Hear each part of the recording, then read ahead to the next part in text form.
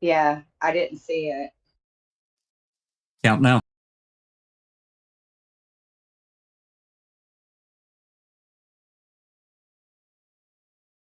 Welcome to the Foul Play YouTube channel. Greetings and salutations, everyone. Welcome to open mic number 86. Hope everyone's doing good today.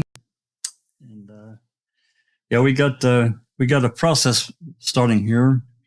As everyone knows, a number of documents were filed a couple of days ago in the Colborn v. Netflix case. Dozens and dozens of documents. Many of them have attachments.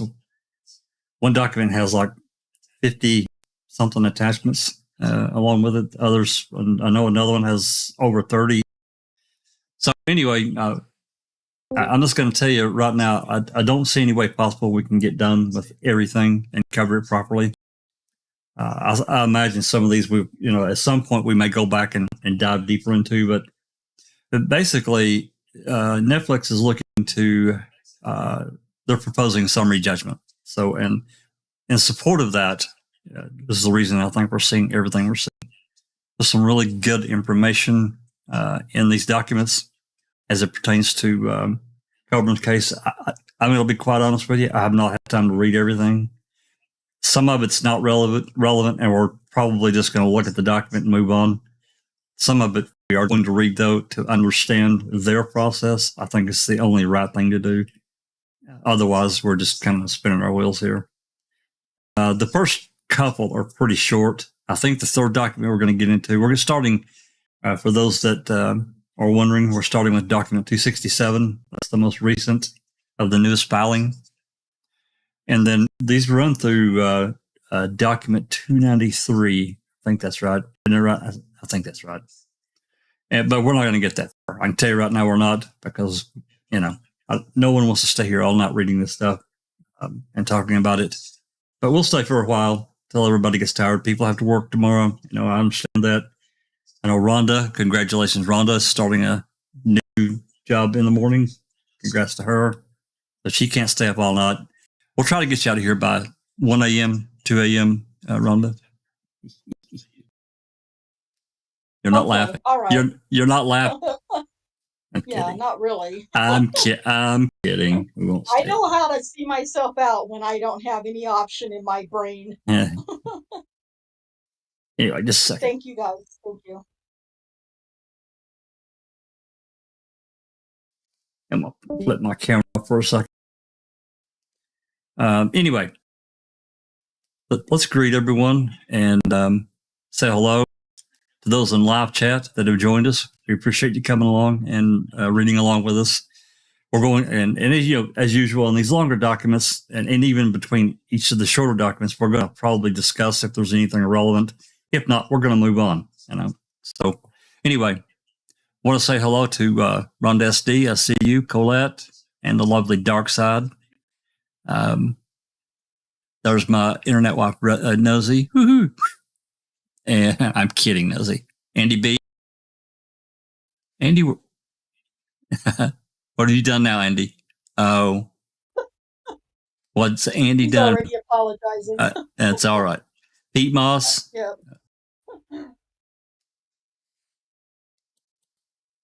Who else we got here? There's JD. There's Carol. Thanks for coming, Carol. Case 10.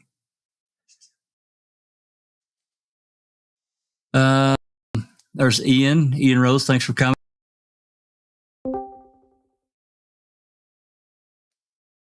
And Angie Dickinson. Yep, there's Carol. Angie. Yep. I said Carol. Yep. Okay. That's the only ones I've seen that said anything so far, so. Case 10. Yep. Alrighty. Anyway, welcome everyone. Welcome to chat, and we got a pretty good crowd here in Discord today, going over these documents. Quick hello from everyone. Alice. Hi everyone. Thanks for joining us on chat. It's lovely to see you all tonight. T1's in the house. Woohoo! T1 and the lovely Cherie that has spent some of her time recuperating, getting these documents for us. We can't tell you how much we appreciate her doing that. Cherie? Hi, everyone. Welcome. And Susan's back from vacay, just walked in the door. Just walked in the door. I'm going to stay awake just as long as I can, I promise. Hi, everybody. Glad you're back. And just Rhonda. Hello, everybody. Thank you all for the congratulations. I appreciate that. A better wish would be best of luck. Good luck. Hope you make it through the first day. All those kinds of things. But thank you guys very much. And welcome. We think we should have some interesting things to share with you tonight. What little bit I've read is pretty interesting. So. It is. Yeah, it is. And well, thanks, Rhonda. And we have NJT65 in the Discord with us. Again, you don't have to speak if you don't want. It's fine. We're glad to have you. And welcome back, Sunshine Christina. Hello, everyone, and I am so happy to be back and looking forward to these amazing documents Cherie has obtained for us. This case is super interesting for so many reasons, and it's just a great way to get back into the swing of advocating for wrongful conviction in criminal justice. And Dr. Silkman, thanks for coming extra early for you, sir. It is, and welcome everyone, and welcome panel, everyone in chat, and it's fantastic to see Sunshine Christina back. We have certainly missed her wisdom and knowledge, and a little birdie told me, Jack61, that this podcast will only take about an hour. Yeah, is that true? At most. At most. Good. Oh my God, it's great. It's great. It's crazy. It is. Who are you talking to, Doc? She'll be a ripper. Oh yeah.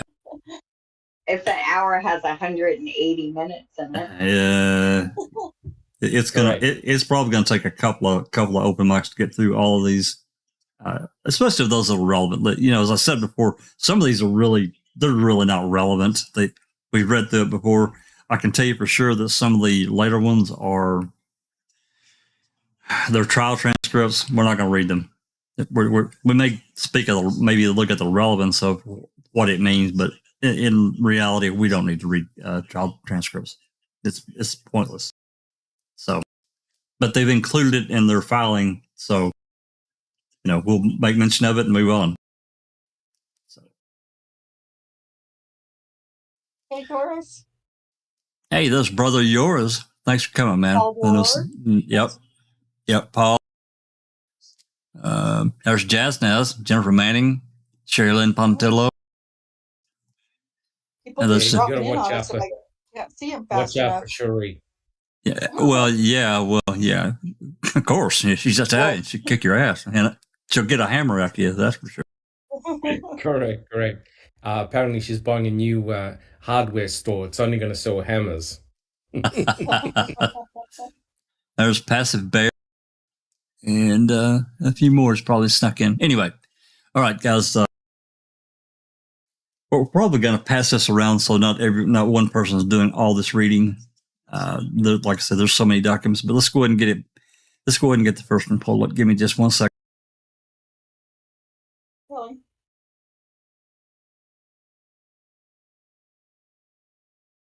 Travis, good to see you. Long time no see.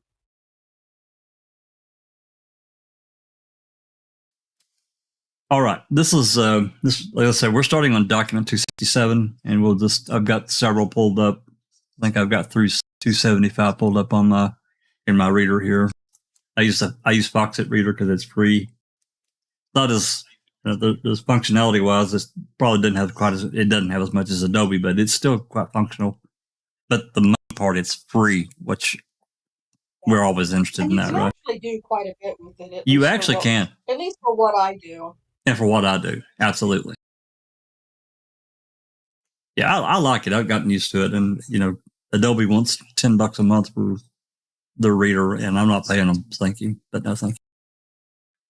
Anyway, Rhonda, would you like to start us off on document 267? And you start, and this one's only 3 pages, but this, like I said, guys, as we read through these, you'll see this is where Netflix, Lita Walker, and the rest they're preparing for summary judgment. That's what they're looking for. And keep in mind, before we start, keep in mind everything that we found out that's happened this year. I'm not going to name through everything, but the inclusion of this third party that is so directly connected to convicting a murderer. I'm not throwing shade one way or the other. I'm just saying it is. This is what we've got by a third party. And then that third party is also tied at the hip directly to former attorney Michael Griesbach for Colborn and Colborn himself. We still don't have the text messages, but hopefully, we'll see. I do know that Yep, I do know, and I've read through a good chunk of it. I know Doc has. There is I don't know, I can't remember, like 30 pages, wasn't it, Doc, or 28 pages of the deposition this third party gave back in May. Yeah, it was like 30 pages, and it's quite interesting. It's extremely interesting. Yeah. I don't have a quick question. Yep.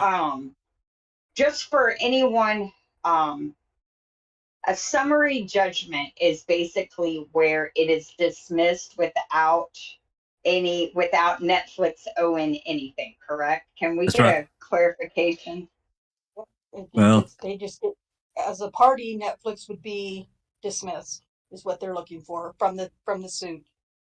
So the lawsuit would still continue forward. Netflix just wouldn't be a part of it. Correct. But and also, Cherie may need to comment on that from a legal standpoint, but the others have also filed for summary judgment as well. Chrome Media, you'll see it. It's in here. They've all basically they're all basically filing for summary judgment, from what I could gather. Okay. It's just like, and I don't expect you to know this, Christina, but it's just like in Daniel's civil case that's coming to trial in a few weeks.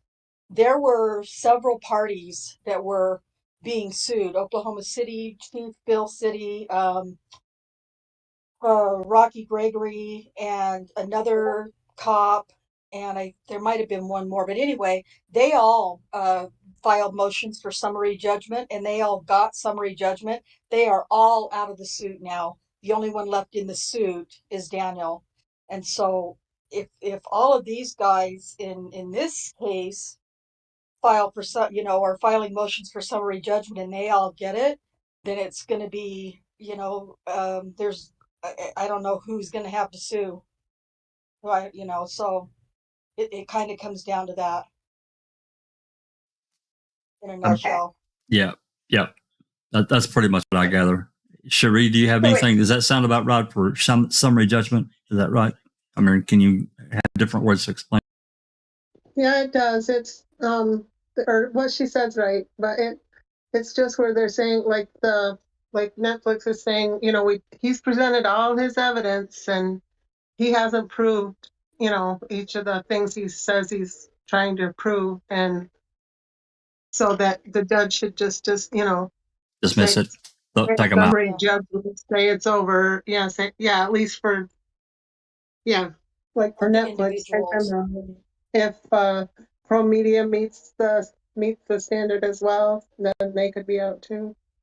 So as a non-lawyer, why can't they just ask for a dismissal of the case? Does it just not work that way? Don't they have? Well, no. Don't they have to present? Sorry, go ahead, Cherie. Yeah, sure. You go ahead. You have to present that there's enough evidence, to show that you can't just say, he's got nothing, judge, dismiss it. They have to show, well, he said this, but he can't prove it, and he said that, but he can't prove it. You have to show every little thing. Okay, that makes sense. All right, thank you. Travis is in the chat. And he said, basically, this is the way it goes. One, plaintiff files a complaint. Second step, defendant files motion to dismiss, saying even if all the facts are true, you have not stated a claim. And I'm sure there's more to come, but Three, well, three, yeah. if court denies motion to dismiss, then plaintiff can do discovery. Yeah, that would be the next step if they, yeah. But yeah. So basically, So- basically Netflix and these other entities are saying, hey, things like Cherie said and Rhonda, they've presented all their evidence, and we feel like that they've not proven each of these citations or what these claims that defamation, whatever. So we're asking the judge to dismiss us away from the lawsuit, take us out. So you Yeah. can't have the case dismissed unless it's in the very beginning. This is how you get it dismissed once it's gotten to this Once it- point. Yeah. Yeah. Travis said Once we get through discovery. after discovery is done, either side can file motion for summary judgment, and this is where we are now. Thank you, Travis. Appreciate that. And then, at the kind of wrapping it up, if motion for summary judgment is denied, then it goes to trial. And that's where we are with Daniel. Everybody else was granted summary judgment in his civil trial. Everybody was granted summary judgment. But so they're going to go to trial. I think it's October 11th as the trial begins. Jury selection. And he's the only one going on trial. He's the only one being sued for, thousands and thousands of dollars. But that's a whole other topic. That's a whole other podcast. Ridiculous. So ridiculous. Yeah. Anyway. Yes, T1, that's what we want. We want them to go to trial. Love a trial. Love to see a trial. So with that said, I got two more. I got two more things before we start. Number one, Kelly Cows, happy birthday to you. Oh, happy birthday. Yep, there you go. Yep, I saw that in the chat, and I wanted to tell Cal happy birthday. And then, I'll probably do this at the end as well. But we were talking about Daniel's case. For those that are not familiar and want to follow another case that is absolutely as bad or worse than the Avery case, go follow Rhonda. Go to her channel and follow what she does. Her and Cherie and Kay and so many others have done just a mountain of work in this case. And that case is probably as large or larger and as more complicated than the Avery case. It's insane. Anyway, I'm sure the mods will put her links. I'm sure people, the mods will put her links in the chat. So go give her some love. Anyway. Thank you. You bet. So, all right. Let's get started, guys. So, Rhonda, whenever you're ready, you take it away. This is document 267. All right. The defendant Netflix Inc.'s motion to restrict. Pursuant to General Local 79D, defendant Netflix Inc., Netflix submits this motion to restrict motion in connection with its motion for summary judgment and the memorandum in support, statement of proposed material facts, and declaration of Lita Walker, who's a goddess, and exhibits in support thereof. In support of this motion, Netflix states as follows. Number one, in compliance with the court's amended scheduling order, docket 210, Netflix is filing its motion for summary judgment today, September 16, 2022. Number two, as part and in support of its summary judgment filing, Netflix intends to submit the following. A, certain of plaintiff's medical records, and B, excerpts of the testimony of third-party witness Brenda Schuler. Number three, these records were designated confidential by parties other than Netflix. Specifically, in the course of discovery, plaintiff designated the entirety of his medical records confidential, and at the May 20th, 2022 deposition of Brenda Schuler, Schuler's counsel designated the transcript of her deposition confidential. Number four, Netflix approached counsel for both plaintiff and Schuler prior to filing its summary judgment papers to seek permission to file these documents and excerpts publicly. Neither agreed. Accordingly, Netflix now files the documents as well as any references thereto in Netflix's summary judgment papers under restriction in compliance with Gen LR 79D. Number 5.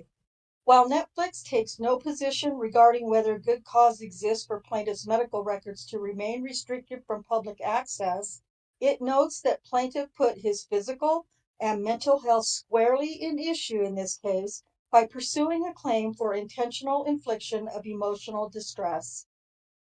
Number 6. Netflix takes no position regarding whether good cause exists for Schuler's testimony to remain restricted from public access. Counsel for Schuler represented in correspondence with the undersigned that he is prepared to address the court regarding the items that Schuler desires remain restricted should the court require or request it. Dated September 16, 2022, respectfully submitted by Goddess Lita Walker. Here, here. All right, just a couple of comments from me. Then we can, if there's any others before we move on. Number one, as I talked about, this case for me specifically, and in my mind and looking at it, it really went completely batshit when this introduction of the third party. Really, it was wobbly anyway, my opinion. But then this third party got the involvement of the third party, the depth of the involvement, and to me, it completely skewed the case off to I don't even know where, somewhere out in the woods. And it took away the attorney-client, I call it a sacrosanct, because if I'm talking to my attorney, that shit better not get out anywhere. If it's a private conversation, to me, it's got to stay private. However, that didn't happen. And as we know, Colborn was asked for an exclusive contract to only speak to the producers of Convicting a Murderer. And Griesbach also highly encouraged him not to talk to any other, outside reporters or, people in the media. So, in a way, in many ways, actually, and I'll say this without putting trying to justify anything that Colborn has done in these cases at all. I'm not, but there's no doubt he was used. That's my opinion. Go for it, guys. Anyone that wants to talk, go for it. Well, Travis has said, I thought Schuler waived her confidentiality back when they deposed her. I don't think so. She did on the emails, I'm pretty sure. On the emails? For the confidentiality, but I think that came after the fact. Remember? I don't remember which document back it was, but it was way back that Lita Walker warned them about marking this shit as confidential, and they didn't do it. She did it twice, if I'm remembering right. And then they finally went back after the fact and asked for confidentiality, if I'm remembering this correctly. So, hey, there's a lovely catnet. Thanks for coming, Supermod Catnet. You're awesome. Anyway. Case 10 says it should all be public knowledge. The public is supposedly why AC has emotional distress. Let us see what he says about us. Well, yeah, I can't totally disagree with that. I'm loath to say, let's expose somebody's medical records, but somebody sued for millions of dollars. You better bring some proof with that, in my opinion. Absolutely. Yep. It's a good word as any. So I just want to say this all started over a $36 million civil suit. And here we are 20 years later, almost to the day, because he got released September 11th, 2023. So we're 19 years and some change. And I think greed is finally going to be what exposes them for what they are, which are evil, corrupt, unscrupulous, uh, spineless slime balls. And it's good for them. Well, yeah, it's good that it's getting exposed, but yeah, I mean, this, going back to a phone call that a jailer received in 1995 or 96 that I have real issues with. I think everyone does. To the memo that was written, right after Avery was released in 2003, and it just, God, man, how much crap has to happen? I think Doc said it the other day. How much shit has to happen, before it just blows out everything? And everybody says, "What are you guys doing in Wisconsin, man?" If I could just make the quick comment, Jack 61, I think you highlighted a very important point. I think once this comes out in the wash, I think we're going to see the real motivations for this civil suit, right? For this lawsuit. You touched upon it, and I think it's going to become pretty obvious once we read the documents. From what I read, I was completely blown away. And I agree with you. I think Andrew Colborn is being used as a pawn in a terrible, shocking game. And this is going to come out. Yep. Thanks, Doc. I agree. And it's unfortunate, if he had a real grievance, which I don't think he does, but if he had let's just say a person had a real grievance and then this other stuff happened to them, their case would be screwed, absolutely screwed. And Judge Ludwig, he seems like a relative. He seemed like a pretty fair judge to me, just from everything that we've seen so far. I haven't seen him do anything that would say, "Hey, what the hell are you doing, man?" I've not seen any of that. He's been fair in his rulings. He's given, actually, the plaintiff, the Colborn's team, he's gave them a lot of, probably more than other judges might, to allow this lawsuit to continue. So yeah, I agree. And knowing certain individuals behind the scenes, it all makes perfect sense. And when you think about that, Colborn is mentioning the fact about emotional distress, etc. Let me tell you right now, this case itself pales in comparison to the amount of emotional distress that he's going to go through or has been going through compared to making a murderer. And isn't that ironical? It is. It really is. So here's a thought. What if the end of this winds up with Colborn finally saying enough is enough? They used me in 95. They used me again in 05 during the investigation. Let's say he didn't do anything wrong and they just put him front and center because he is kind of dopey and just clueless about, things, a lot of things. And then they used me again for this civil suit. What if this is the straw that breaks the camel's back and he finally says, "I've had it. I'm going to, blow the lid off the whole thing and tell everything I know"? He might. I mean, that would be, to me, that would redeem him in my eyes, probably his children's eyes, his ex-wife's eyes, and a large majority of the public, for him to finally, man up and say, "Hey, I messed up. I got onto a loss and got involved with some cops that are just dirty as dirty is. I was in over my head. I had bills to pay. My wife's disabled. I had 4 kids. I didn't see a way out. I don't know how else to put it, but Stephen Avery did not kill her, and this is what I know happened." I mean, that would raise his man card value exponentially.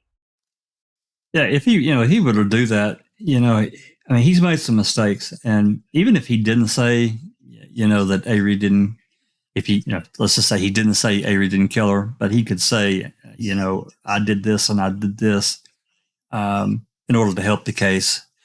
But he did some other things. Maybe it was on the advice of counsel. I don't really know, but he claimed that Ma'am making murderer was the result. I mean, was the cause of his divorce, and it wasn't. He had an affair. We found that out recently as well, and that's on him. He didn't have to do that.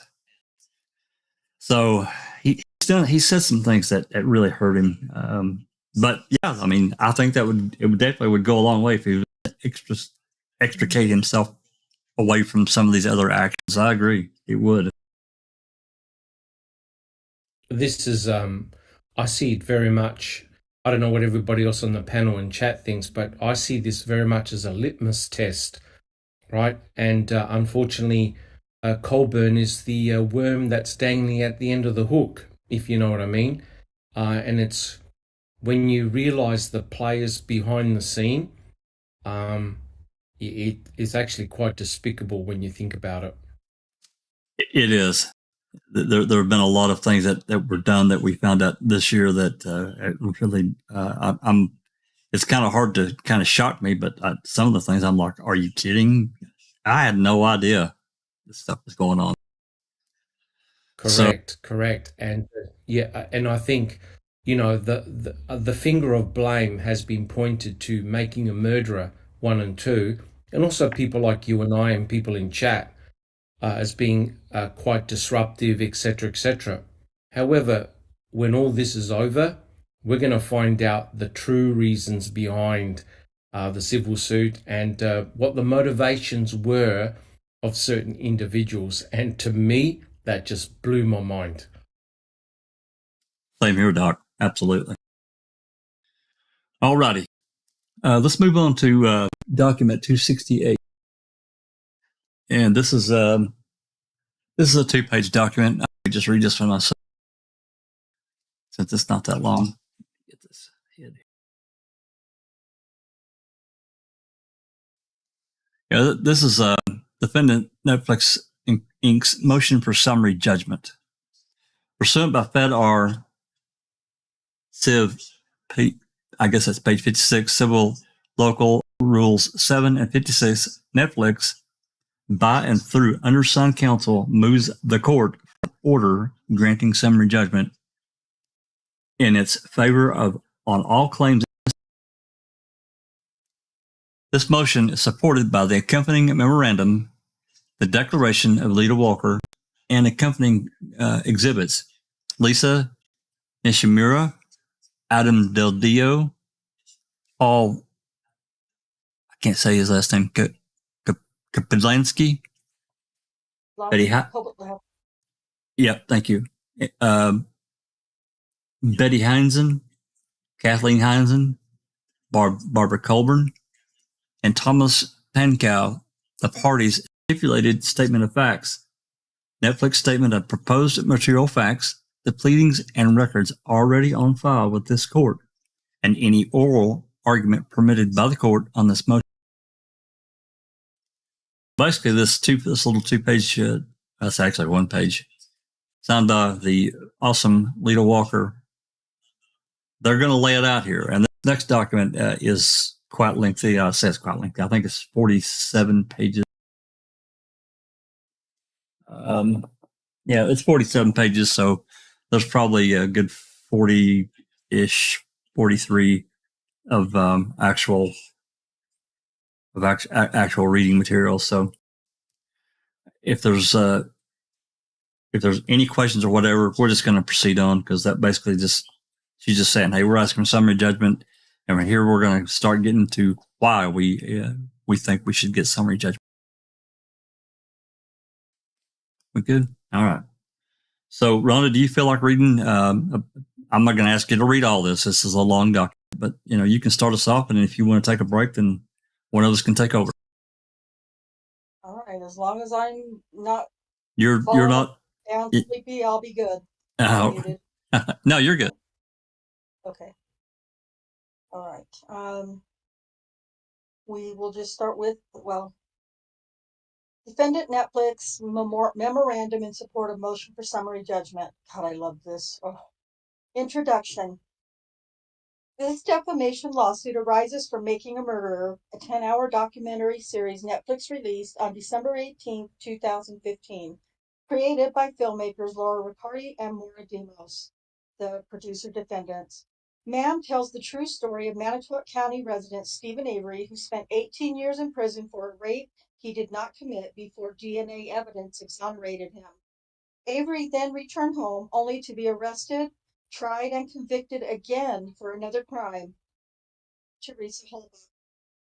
During his murder trial, Avery claimed he was framed by members of the Manitowoc County Sheriff's Office, MCSO, including plaintiff Andrew Colborn. Specifically, his lawyers contended in open court that law enforcement planted evidence to ensure his conviction because they were embarrassed by the wrong conviction and because they feared the enormous monetary damages Avery stood to recover in a pending civil rights action. Ma'am documents Avery's allegations and his journey through the criminal justice system through the words of those with firsthand knowledge, told from contemporaneous sources of sworn testimony, publicly filed pleadings, news conferences, and interviews. Colborn claims Ma'am's portrayal defames him in 3 ways. 1, by abridging in court testimony. 2, by adopting Avery's frame-up allegations as fact. And 3, by portraying Avery in a more flattering light than he deserved, claiming that if certain facts about Avery had not been omitted, no viewer would have questioned the jury's guilty verdict or Colborn's honesty. You want to read that footnote? Here and elsewhere, Ma'am refers only to season 1 of the 2-season series, although the second amended complaint briefly references season 2. See the second amended complaint. It only challenges season 1 as false and defamatory, detailing claims at issue, referencing and challenging only season 1 statements. The parties conducted no discovery regarding season 2. The court need not actually dig into any of these theories to grant this motion. Even if they were valid, they're not. There is no evidence that Netflix released Ma'am with actual malice. Under that constitutional doctrine, a public official plaintiff such as Colborn must establish by clear and convincing evidence that Netflix released Ma'am with knowledge of its alleged falsity or with a high degree of awareness of probable falsity. He cannot do this regardless whether Ma'am manipulated the underlying source material to create materially false statements. It did not. No one at Netflix ever saw or possessed the source material underlying the series.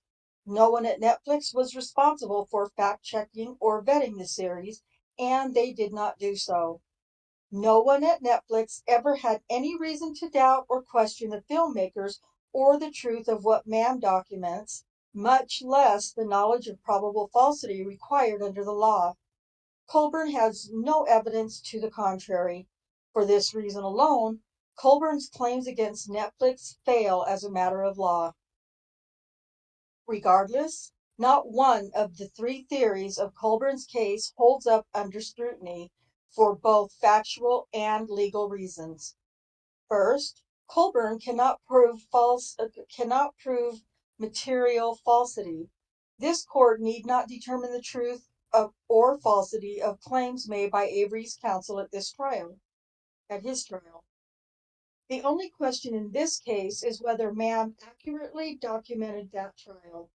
The court can answer that question now as a matter of law and in Netflix's favor because publicly available court records establish Ma'am's substantial truth.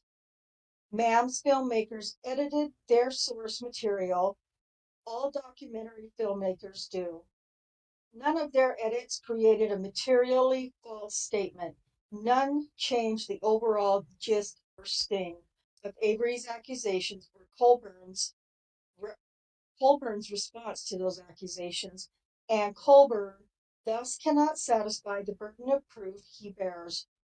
In the words of Colborn himself, quote, "The claims by the Netflix documentary mirror those claimed by the defense during trial," end quote. Statement of proposal material facts. Or as his friend, confidant, and advocate Brenda Schuler put it, quote, "There is nothing new in making a murderer." Let's Second. pause. Let's pause right there just for 1 second. We're not far into this, but I think that's a pretty bold statement. What do you think, Doc? Well, yeah, I mean, this is this is part of the shit show. I think, when you involve someone else like a third party like Brenda Schuler, I think you increase the layer of complexity in this whole situation. And I agree with what has been written so far. It doesn't change anything. Making a murderer does not change anything significant against Andrew Colborn, right? There was a little bit of minor editing, and we have covered this in the podcasts that we've done, but it doesn't change the overall flavor of what occurred during the trial. Any type of editing was minor, and basically it removed a couple of the complaints by Mr. Kratz himself, but the overall gist and flavor of what was discussed in court was not altered drastically, right? Because the claim back then was, Colborn, were you in front of the RAV4 when you called in the plates, right? And that stands true today, right? Netflix did not change anything significant to alter that particular narrative because Strang, right? Remember, Strang asked him straight out, were you in front of the RAV when you were calling these plates? Right? So, Yep. Yeah, this is the attorney who's asking Colborn that direct question, not making a murderer, for God's sake. And even with that, nothing in Making a Murder changed anything legally during the investigation or the trial. So it's just nuts. It's a documentary, for God's sake, and they're all edited. That's correct. So yeah, I agree. Anyone else got a comment on that? The third party before we move on? I didn't want to stop that quickly, but we're only a few pages in. I just want to say, anyone who's watched the videos that we put out showing the newspaper headlines, the interviews that took place, the questions reporters were asking, knows that everyone was suggesting and promoting that Stephen Avery said Manitowoc County cops set him up. So Making a Murderer didn't plant that idea in anyone's head, period. They just covered that. And the fact that these guys actually think they can sue them for showing what was done is just crazy. It's like they're in this in what's it called when you're in an echo chamber where they sit there and stroke one another's ego about how good of a job they did framing Avery. Nobody will ever believe him. They've convinced themselves that they committed the perfect crime. And I mean, I think they really thought they were going to sue Netflix and get away with it. Well, beyond that, that's a great comment and a great observation. But beyond that, we also have to consider that Colborn has said from the beginning, way back in January of 2016, that he did not watch the series. He says it again. Actually, there's some things that it's going to be covered in some of the documentation we've got that, it gets more clarified. He didn't watch portions of this episode, didn't watch portions of this episode, and so on. But here's the thing. If he didn't watch it way back then, like the rest of us did, binged it in the end of December 2015, then how could he be so pissed off? Who made him so mad that he would spend years looking for a lawyer until Griesbach picked it up. Well, what's his? How did he get gaslit so bad from whoever who did this to him? Was it Kratz? Was it one of these other? Was it another cop or a group of cops that says, "Hey, dude, they make you're making you look pretty terrible. You should sue them." Well, if I could just be a little bit cheeky here, I think the answer is staring right in front of our face. And one has to ask the question, what was the motivation of these individuals in order to push this onto Colborn, right? Colborn doesn't strike me as a person that likes attention, right? He's not the type of person that wants the spotlight on him.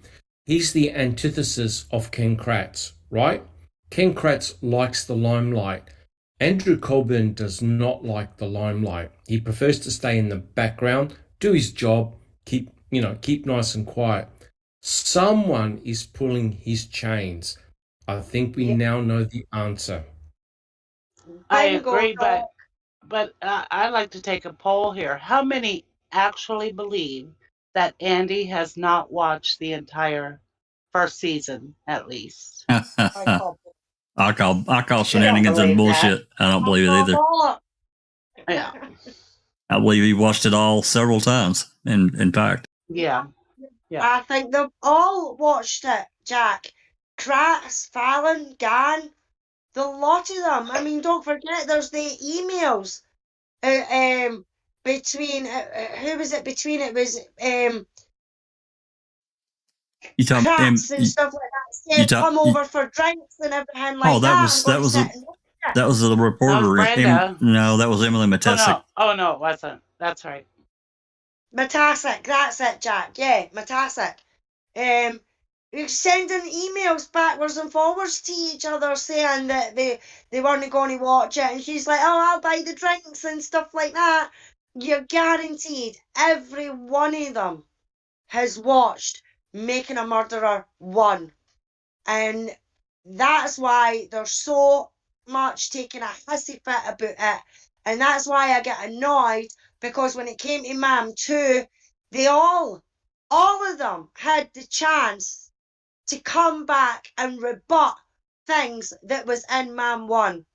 And they didn't. They declined. Why? If you're so sure that your comments and your actions and your reports and everything like that are to the letter, then why would you not come on and defend yourself? I can answer that, Alice, because they weren't sure. That's a great point. And I just want to say, we also have to remember that there was this frenzied attempt for them to acquire all the footage that Laura Riccardi and Laura Demos acquired. Kratz tried. Yeah, and Griesbach and them have also tried. And there's been several of us who have speculated. They are concerned there's something on that footage that's going to sink this case for them.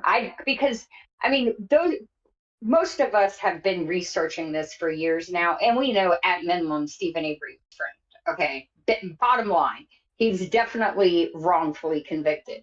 And you don't wrongfully convict someone unless you do things that are unethical and illegal. And for them to continuously try and obtain footage and then be so frustrated. Do you remember the one attorney? I think he's off the case now. I mean, he literally lost his cool when he was told that Netflix never had the footage to begin with. It was like, that was what he was really after. It had nothing to do with defending Andrew Colborn's reputation. And I find that very curious, and it makes me want to obtain all the footage too, to see what it is on there that they're so worried about. Oh, I wish we all had Lauren and Maura's original raw footage from way back. Because you're right, it's untold what they may have captured unknowingly, and going back and looking at it now, you'd be like, oh, damn. So I think also, Jack 61, if I could just make the comment, it was Ken Kratz who had demanded that footage from the filmmakers because somebody whispered in his ear that he thought the filmmakers were working for the defense. yes, And that's that right. really rolled him up, right? That really rolled him up and worried him. So, in other words, what did the filmmakers have at their disposal that can potentially upheaval the entire case? And that's why we've got this now big song and dance about, well, you know, we've got to get the footage, we've got to go through the material, etc., etc. Clearly, Mr. Kratz was worried from day one. Yeah, he really, yeah, he was hand wringing. But you know, fortunately, you know, the judge threw it out. You know, throughout that when they took him to court and said, "Hey, you can't sue us. We're documentarians. You know, you can't have our footage. You were offered the chance to participate, and you said no, and now you want to come along and take what we've got? No, that's not going to work." And, you know, ultimately, if I could just make my final comment, ultimately, you know, this is completely ridiculous because the filmmakers themselves were doing things in situ, right? They had their cameras on. They had no influence at all in real time what was happening in the courtroom and to the decisions made by the jury and the judge. That's right. End the story. That's right. Right? They had zero influence of the outcome of the trial. Right? They're now pissed off with the ramifications of after the trial and has now exposed the shenanigans that went on during the trial. And this is why they want to muzzle filmmakers and film series like Making a Murderer. Because you could imagine if you do a similar series about every potential criminal case, like Daniel's case, for example. Oh my God! You have a wider audience, millions of people all around the world looking at what happened in the courtroom and what the prosecutors did. They don't want that. They want to put a muzzle on it now. Yep, I totally agree, Doc, and that's a great point. And that's why, you know, this is a landmark case for documentarians everywhere, especially, you know, I don't know so much about outside of the U.S., but certainly in the United States, this is a landmark case, no doubt.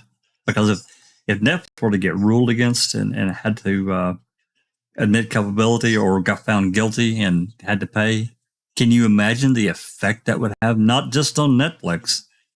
There are hundreds of documentarians out there that would completely affect their how they could do their present their case or present their material.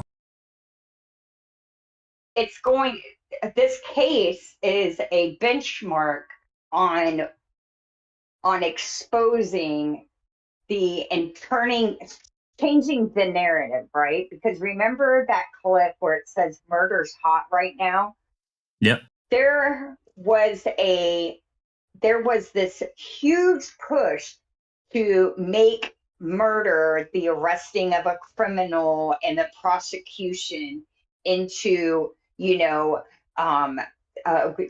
pro-police propaganda. And making a murderer, and there's been others. I was thinking about Richard Glossop's case, the killing of Richard Glossop. Those documentaries are slowly changing the narrative that just because it's a popular thing and it looks good on the surface, it doesn't mean that it is how they're selling it. And we've got to get people to start thinking, if just because the news says it doesn't mean it's accurate. Yep, that's exactly what I was going to say. We've discussed the media before, and we know the impact. Anybody that's been in this case, we've seen the impact of how the media affected the Avery and Dassey cases. They affected the case, the investigation and the case. There's no doubt about it. So you're right. All right. Anyway, Rhonda, whenever you want to continue, please do.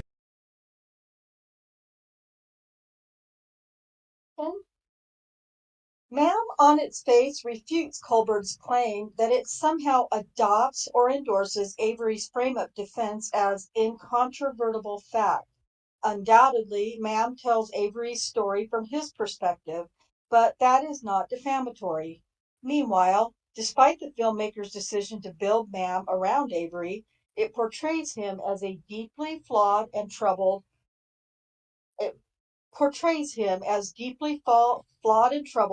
balancing commentary from Avery and his supporters with commentary by his detractors and Colborn's defenders. Ma'am documents events rife with contradictions, ambiguities, and strong opinions on all sides. No reasonable viewer could conclude it endorses Avery's perspective or reaches any conclusion about his culpability or Colborn's. Even its title, Making a Murderer, reflects the ambiguity underlying Avery's story. Did 18 years of wrongful imprisonment make Avery a cold-blooded killer? Or did law enforcement make him one by framing him? Third, allegedly omitted facts about Avery are not of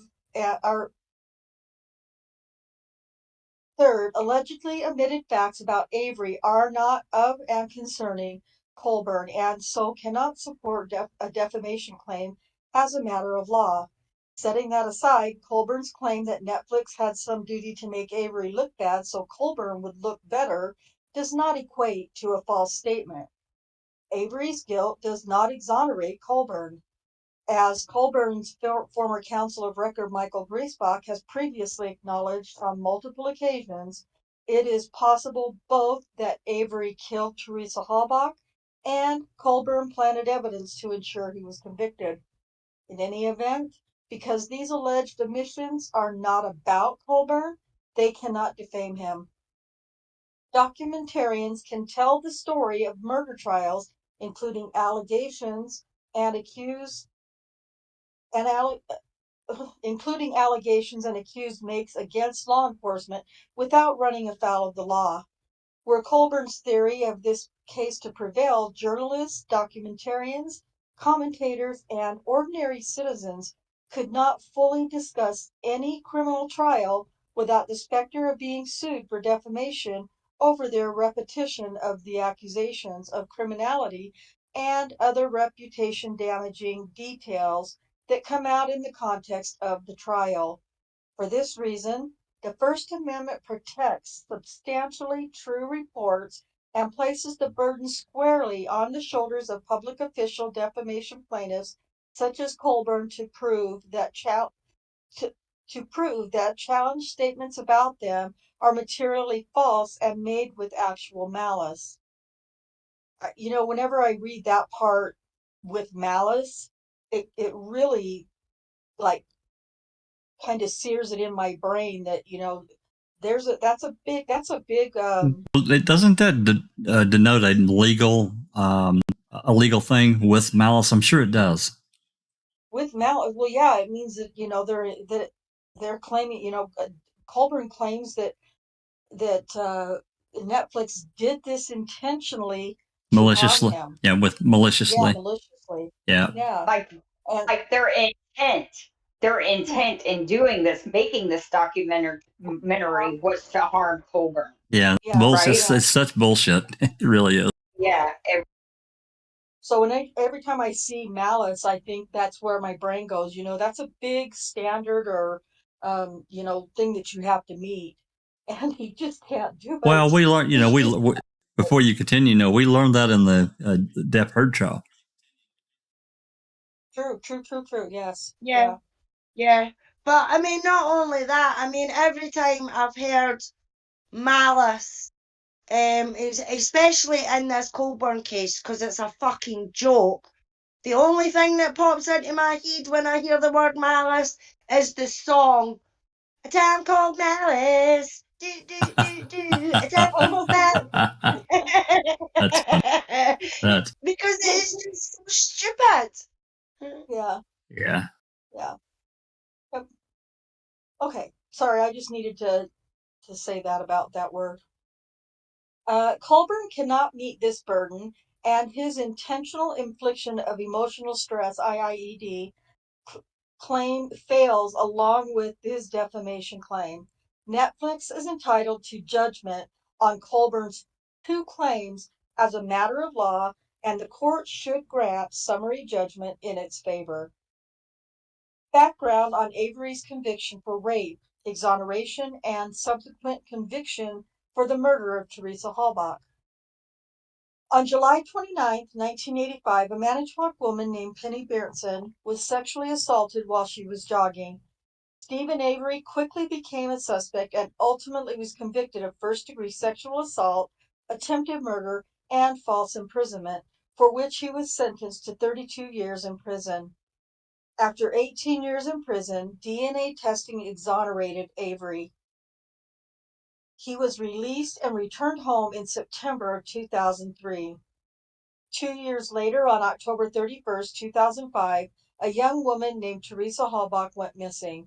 A photographer who worked for Auto Trader, Halbach had accepted an assignment that day at the Avery salvage yard. On November 3rd, Halbach's mother reported her missing, and 2 days later, volunteer searchers came across her Toyota RAV4 on the Avery property. You can read footnote 2 if you wish. It's entirely up to you.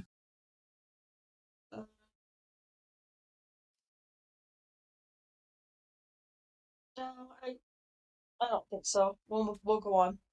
Okay. A smear of blood in the front of the RAV4 matched to Avery, and blood in the cargo area matched to Halbach. On November 8th, during a 6-day search of Avery's home, the key to Halbach's vehicle was discovered in Avery's bedroom. The key was later determined to have Avery's DNA on it. Investigators also found charred human remains on the Avery property, which DNA testing would later reveal were Halbach's. Rhonda, Avery, yes. I think the bottom half of that footnote is interesting. Okay, I'll go back You and should read it. Yeah. Okay, I'll read the footnote. The facts recounted herein are not material and are included merely to orient the court. Many of them were included in State v. Avery and are thus subject to judicial notice.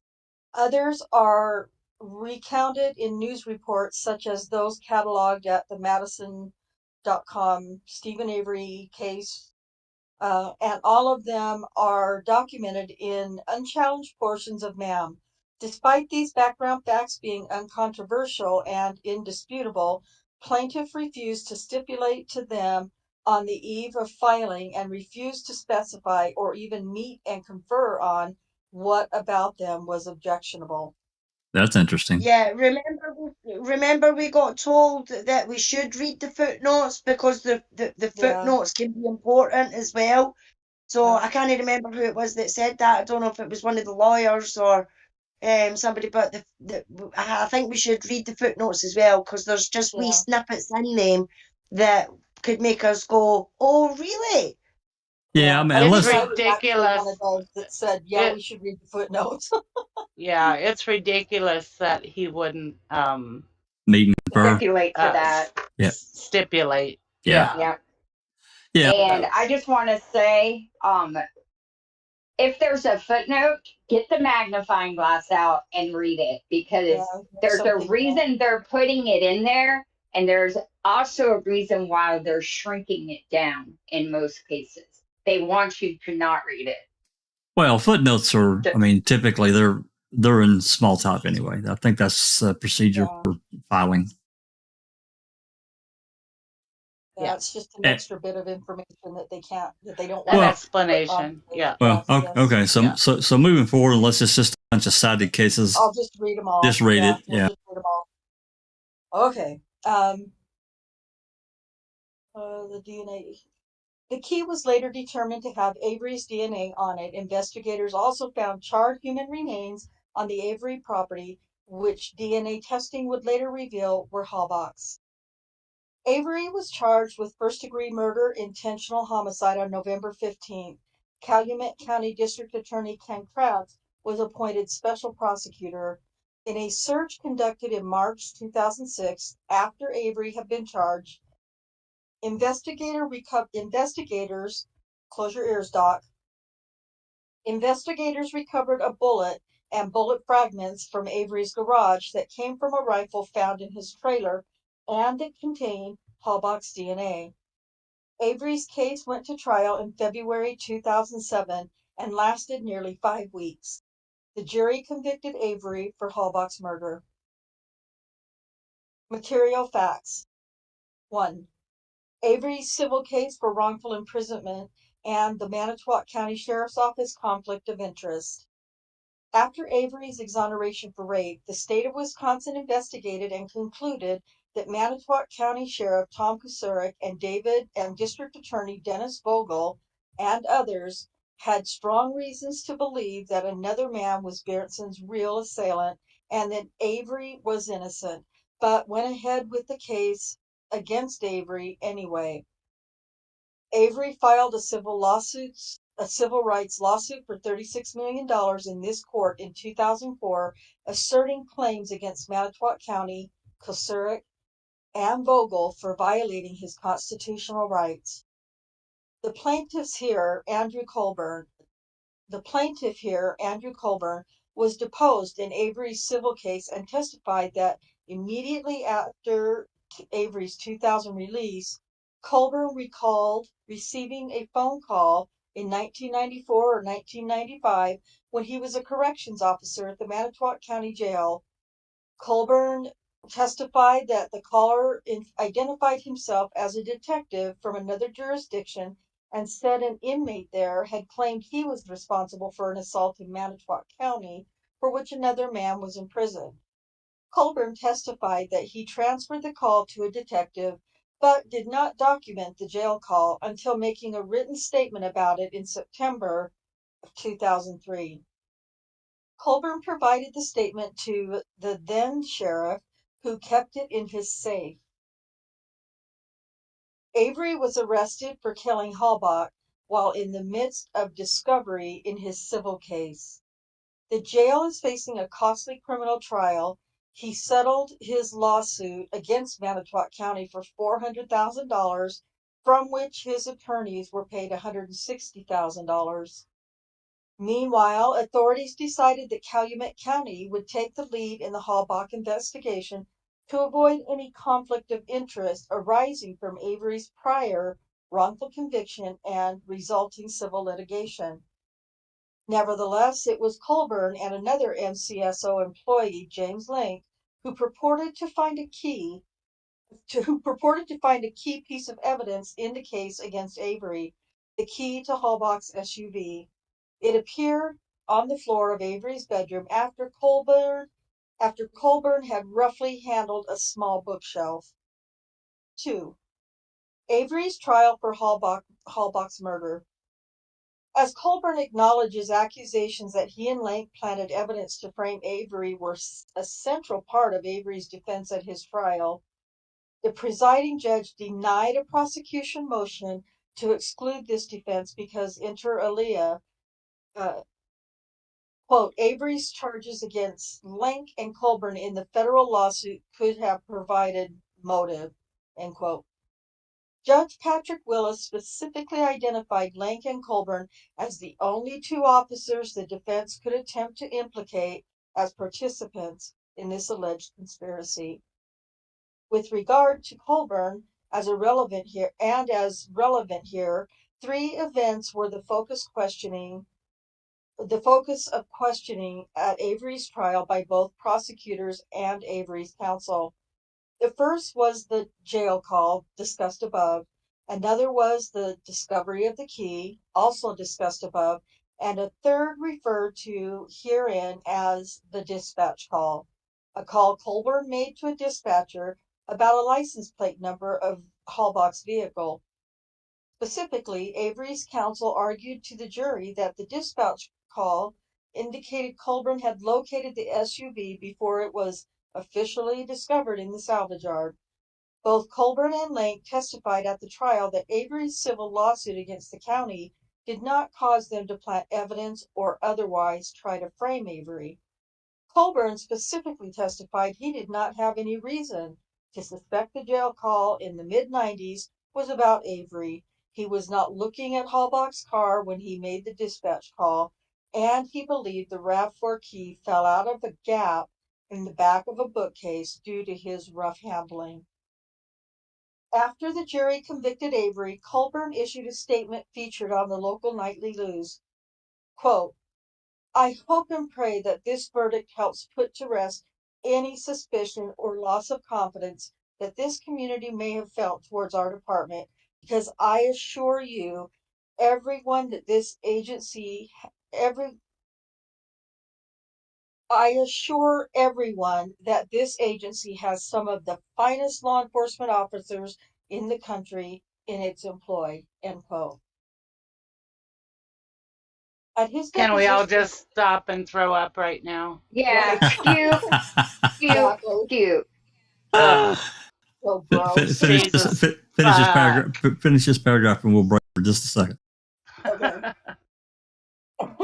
At his deposition in this case, Colborn admitted that the presiding judge allowed Avery and his counsel to argue at trial that law enforcement planted evidence to frame him, and this was not something defendants here made up out of whole cloth. Yeah. You know, not getting into the whole bookcase, Colborn getting his ass kicked by an empty bookcase. I'm not going to get into that again, but he changed his story in the letter he wrote to the sheriff later. Remember, he changed it. He altered it. So I'm not sure. I don't know if that letter is in there or not. I don't think it is, but it should be, in my opinion. But come on, man. These two things here. Well, I mean, they've listed off three things.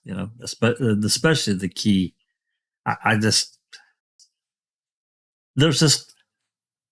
It's just so dumb to think about the entirety of the key story, and I'm loath to bring it up because we just talked about it yesterday during the reading with the crew, and how Kress ran from that key in his closing. He didn't want anything. He wanted the jury to ignore it. After he'd put three officers out there to testify about how that key was found. It's just absolutely disgusting. Anyway. And trying to say that Netflix made up the idea of planted evidence? Bizarre. Out of whole cloth? Out of a whole, yeah. Well, I was going to say, well, isn't that rather remarkable, right? Colborn himself tries to dissolve himself of any potential wrongdoing in anything. But here we have an officer, and they specified exactly what his role was, and that is he had a role in receiving the jail call, potentially stating that it wasn't Stephen who had committed this crime. He was also involved in finding a key piece of evidence against Stephen Avery, the finding of the key. And you're correct, Jack61. Colborn did write an email to his boss, and he changed the story. He changed the narrative of how the key was found. And thirdly, he was involved in a dispatch call, calling in the plates of the victim's vehicle. So, was there a right to put a spotlight on Colborn? Abso-fucking-lutely there was. Absolutely. And let's think about this. If Colborn didn't want the heater put on him, being an MTSO officer who was deposed in Stephen Avery's civil suit, Colborn should have just simply told Pagel, I cannot attend, I cannot be a part of this, and Colborn's name would have been part of history. Agree? Yes or no? Absolutely. Yeah. So he played with fire and got burnt. And the only person that Colborn can blame is himself. That's right. Yep, couple of comments from chat, guys. Kelly says that should be the winning statement from Netflix, and the cut this shit down now for AC. He clearly acknowledges in real time that the community had an opinion way before Netflix came along. And then Checking Conviction. Hi, Checking Conviction. Lovely to see you in chat. She says he is fighting an opinion of the public, like Netflix can control that. Exactly. That's right. Yeah, when we all remember the interviews that was shown on Man Part 1 of the townsfolk. A lot of them were like, they were really suspicious of the police and what they had done. I don't know if it was from their own experiences or maybe experiences from friends and family, but it was there nonetheless. And they, I think they probably knew that, of the prior, the other lawsuit, Avery was freed on DNA. So, he had kind of a folk following.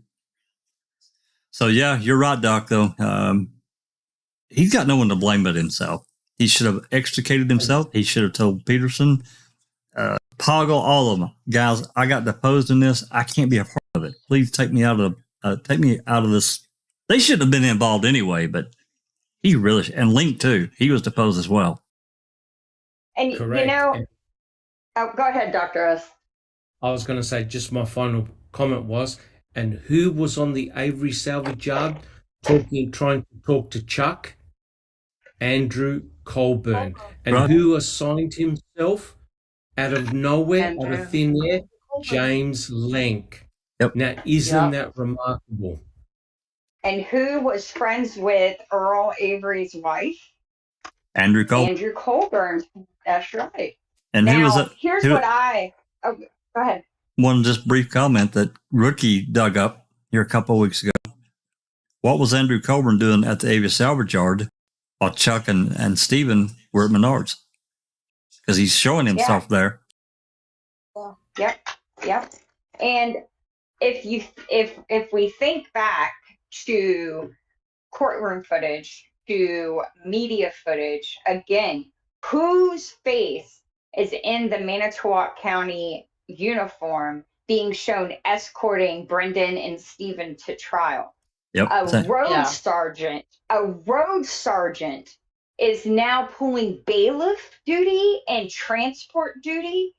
It just, it's almost like they wanted you to focus on him and Link so that you wouldn't be focused on what they were doing. If he's going to be mad at anybody, he needs to be mad at those who kept putting him in front of the camera.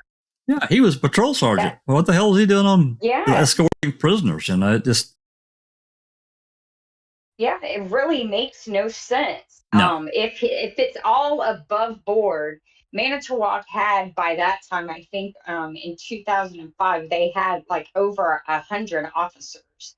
Trust me, he was not the only guy that could do these things. Absolutely but yet not. They kept, but yet they kept putting him, letting him get the quote overtime, unquote. Yeah. Okay. Alice, any more comments before we continue?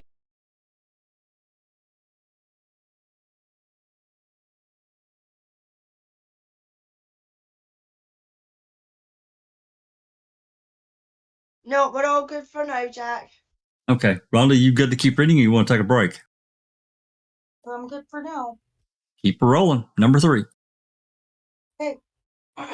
Whoops. Excuse me. Number 3. Man premiered on Netflix on December 18th, 2015. The 10-part documentary series chronicles Avery's experience in the criminal justice system through the words and actions of its participants, including through footage of actual events, such as the Avery's murder trial and related press conferences, interviews of those with first-hand knowledge, trial and deposition transcripts and exhibits, other documents and photos, and third-party news coverage.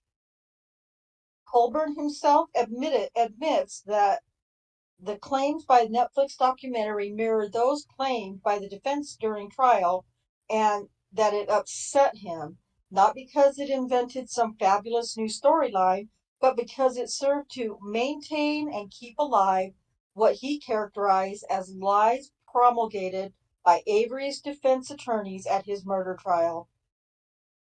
Avery was the principal subject of MAM, which builds its examination of the criminal justice system around his story. But MAM did not adopt Avery's frame-up defense as fact.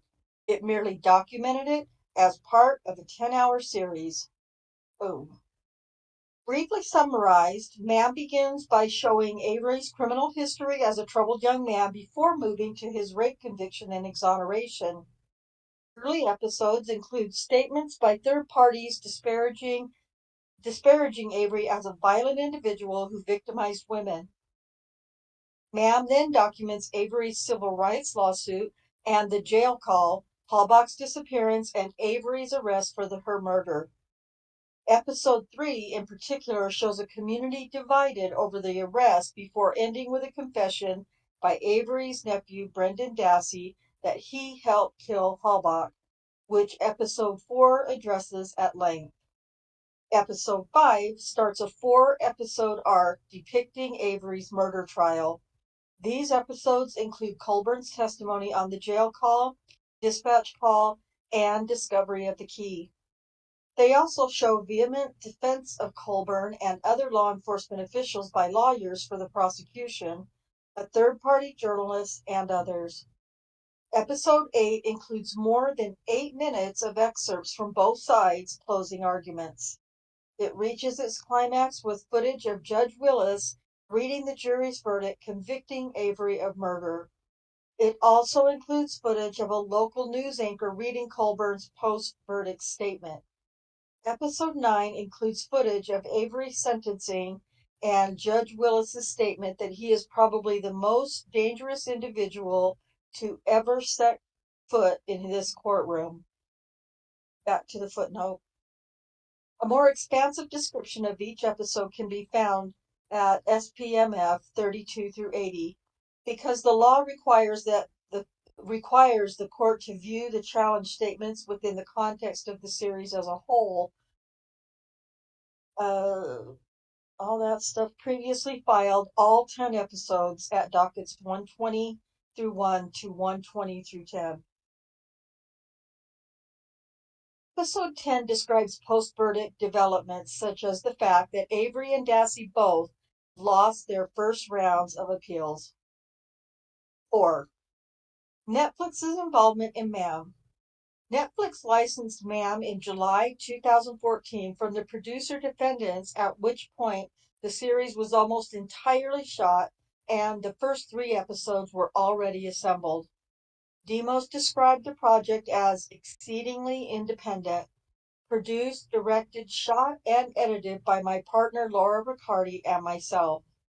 In fact, no Netflix employee attended any portion of any court proceeding involving Avery, traveled to Manitowoc County, conducted any interview of anyone featured in MAM, otherwise spoke to anyone depicted in it, watched or received raw footage of the underlying events, or reviewed or received any other source material from the events MAM documents, such as deposition or trial transcripts, exhibits.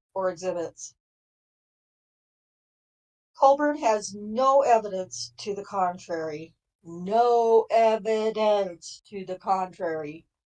In the license agreement, the producer defendants warranted that they would provide a truthful and accurate series to Netflix that did not defame anyone. The producer defendants hired their own lawyers for the production. No one at Netflix was responsible for vetting MAM for accuracy or defamation, and no one at Netflix engaged in such vetting. In fact, no one at Netflix even edited the series, and Netflix executives have stated unequivocally that they relied upon the producer defendants to know and check the facts of MAM.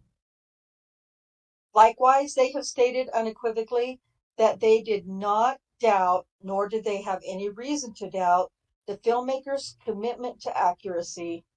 They have stated that they never had concerns about the series' accuracy and would have raised any concerns they had.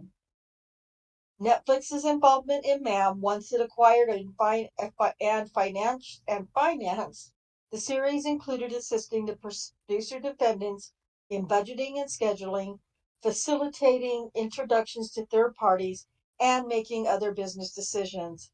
Creatively, the Netflix team reviewed cuts, assembled footage the producer defendants had edited, and proposed scenes and episodes. Netflix provided notes on the cuts that addressed topics such as pacing, graphics, and music. Importantly, the Netflix team reviewed cuts for their overall look and feel, and from the perspective of a Netflix subscriber. They did not conduct side-by-side comparisons to previous iterations in an attempt to understand what precisely the filmmakers had added or cut. Further, Netflix was never suggested or intended to suggest that the filmmakers sacrifice accuracy to speed up the pace of the series or make an episode more impactful. I think it's. I think we should just briefly break here because I think this is a really important section. It is to me because this detail chronicles that Netflix really didn't do anything except help finance it and make introductions to other people that could help filmmakers. That's what I'm getting from it. They didn't edit shit. They didn't do anything but let the filmmakers run with it. That's what I'm getting.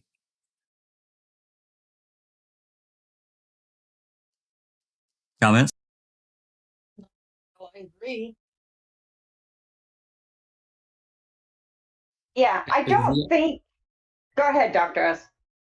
I was going to say the other important thing to realize is that Making a Murderer isn't the only project that Netflix is involved in, right? They're involved in hundreds of different projects. So they would have trust and faith in the filmmakers and documentarians to say, hey, look, here's money, here's finance, go ahead, do what you have to do, keep us up to date. We're not going to interfere in this process. For Colborn now to start suing Netflix, to me, that demonstrates a state of desperation. Yeah. I just have this. I have this scene in my head of Griesbach, maybe Brenda Schuler, Colborn, and some unknown couple of others. Maybe what was that guy's name? What was the first attorney's name that I found that clip of? Loy. The YouTube clip. Loy. Yeah. Oh no, Meyer. So I think they're all sitting in a room. They're drinking their little drinks, smoking their little fat cigars, and Colburn's whining and complaining. His kids are mad at him. They think that he helped frame Avery, and Griesbach's like, they're making millions off of that show. My brother is a judge. I say you sue them and make them pay for this. It's not fair. They're getting all the money when we did all the work. And I just have a feeling that's how this was born. Like Griesbach stroking his ego. I'm an attorney. I can file the paperwork. He's a judge. They did you wrong. And knowing the whole time that no reputable judge would ever say they did anything wrong. But because Colborn hadn't watched the show, they could convince him that and see, I don't know. If he hasn't watched the show, he's an idiot.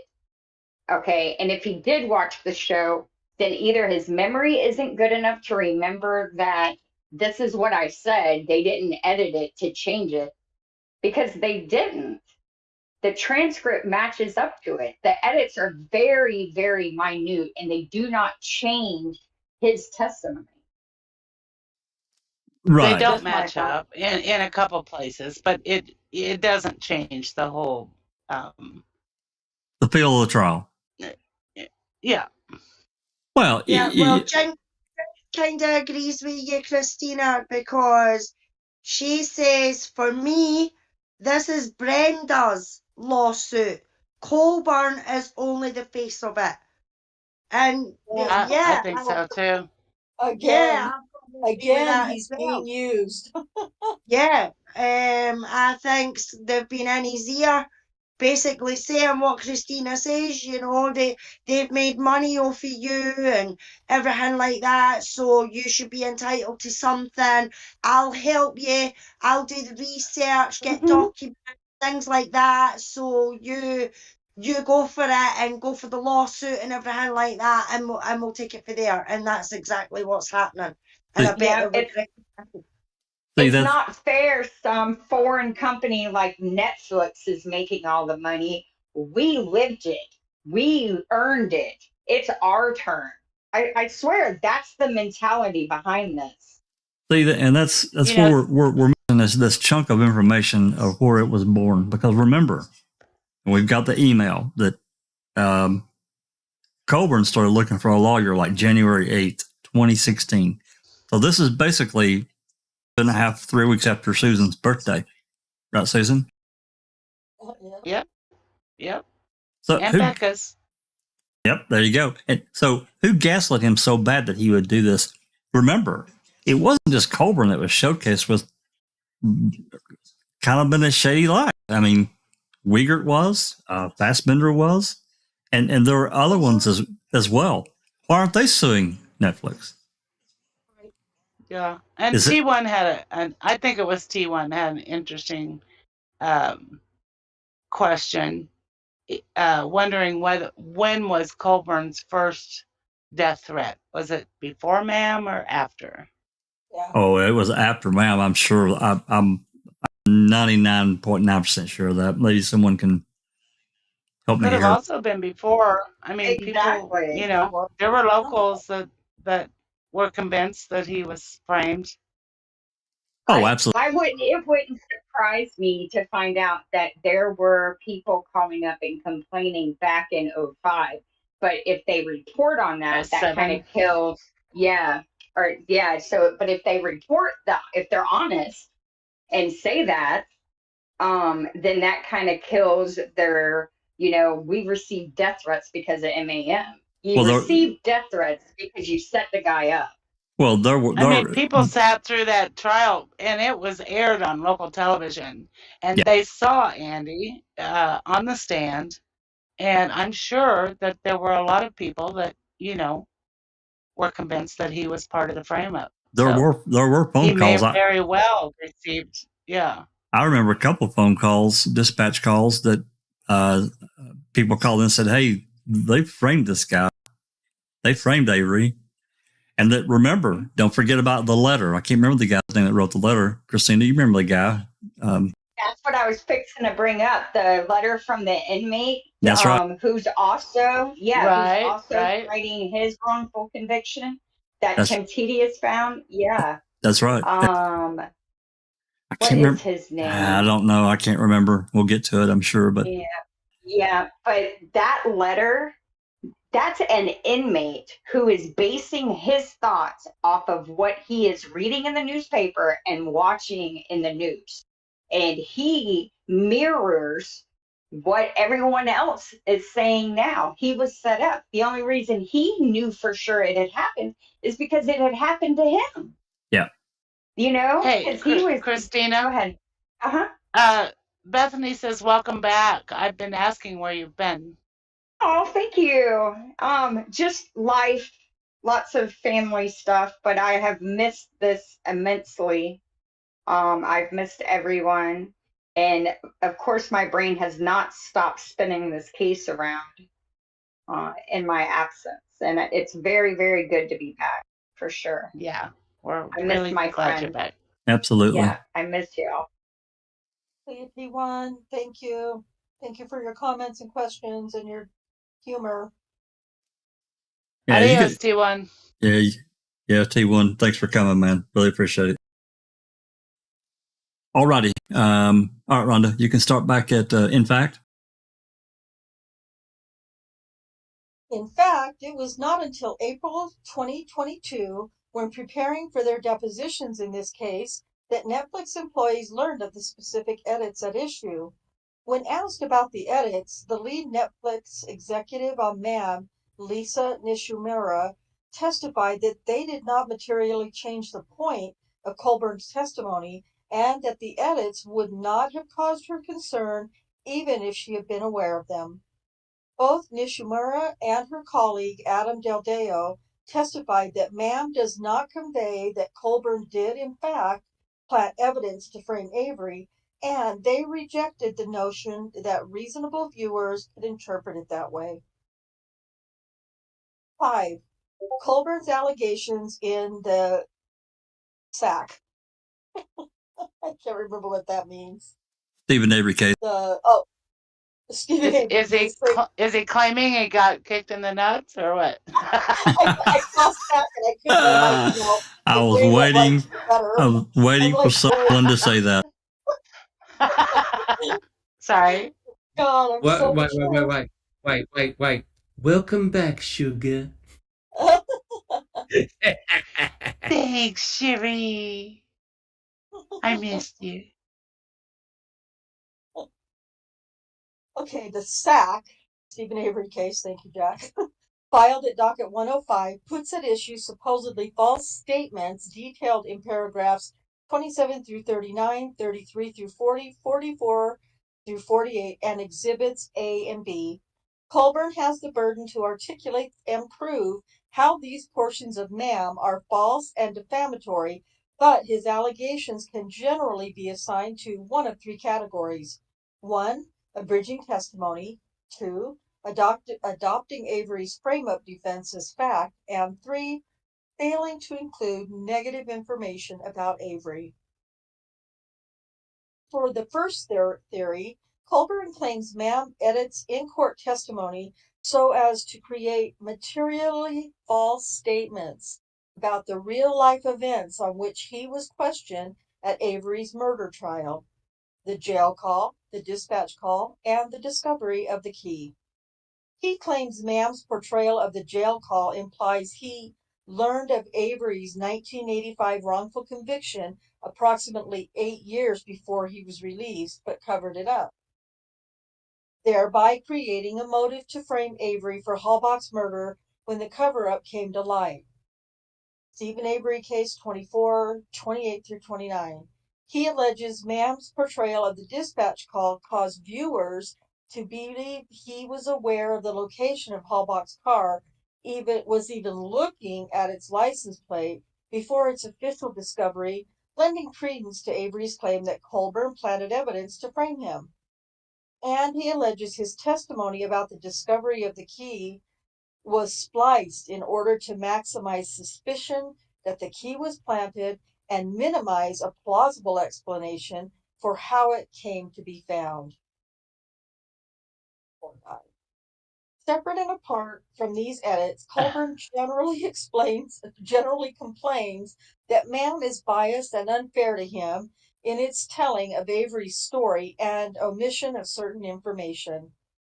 But he has not actually watched the series, and so he could not answer questions at his deposition about whether certain portions of MAM counterbalance the allegedly unflattering portions he has sued over. Which just boggles my mind. I'm suing over something I've never seen, but from what word on the street is, just. And can I just say, there was no plausible explanation for how the key was found. Period. No. No. Not at all. The whole telling of it all was just a joke. It was like maybe an alien put it there. An alien, yeah. Now we're gonna blame it on the poor aliens. Especially the cops putting anything back where they found it. Right. Yeah. That's the biggest joke of the whole damn key thing, in my opinion. That's right. Cops don't put shit back. You're with the disaster that they make. Now, Jack, they put those coins back exactly how they were. There they were, yes. and those Playboys that cause Andy such angst. Yes. Yeah. Yeah. Jesus. Oh God! Such a joke. I think if I like to think that if I had been an attorney, I might have brought that stuff up, but I don't know.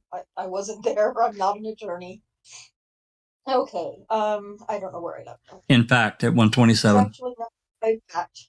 In fact, Colborn's only basis for claiming that Mam was biased against him, or that it somehow conclusively asserted he planted evidence, thereby defaming him, were calls and messages he received from anonymous individuals who he concedes were not reasonable viewers and who may not even have watched Mam.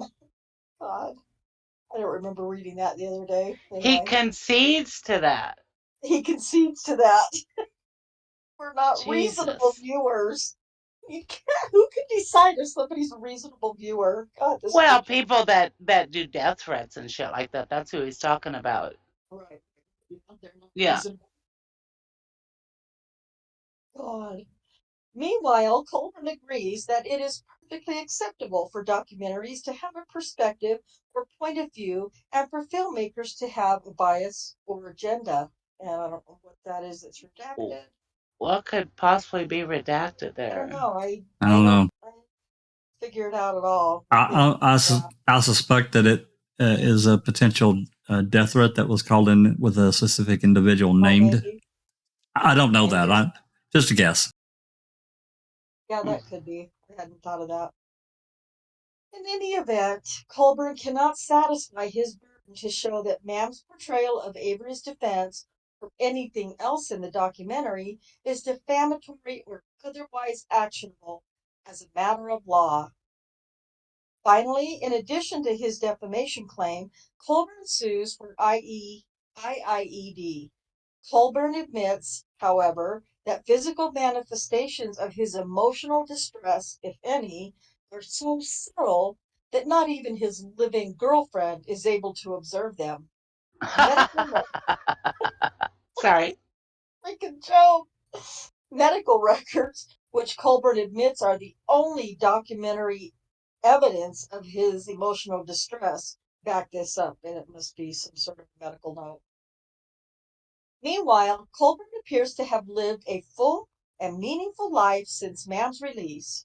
He celebrated his voluntary retirement, took a new job, stayed active in his church, and even found romance, though not with his wife.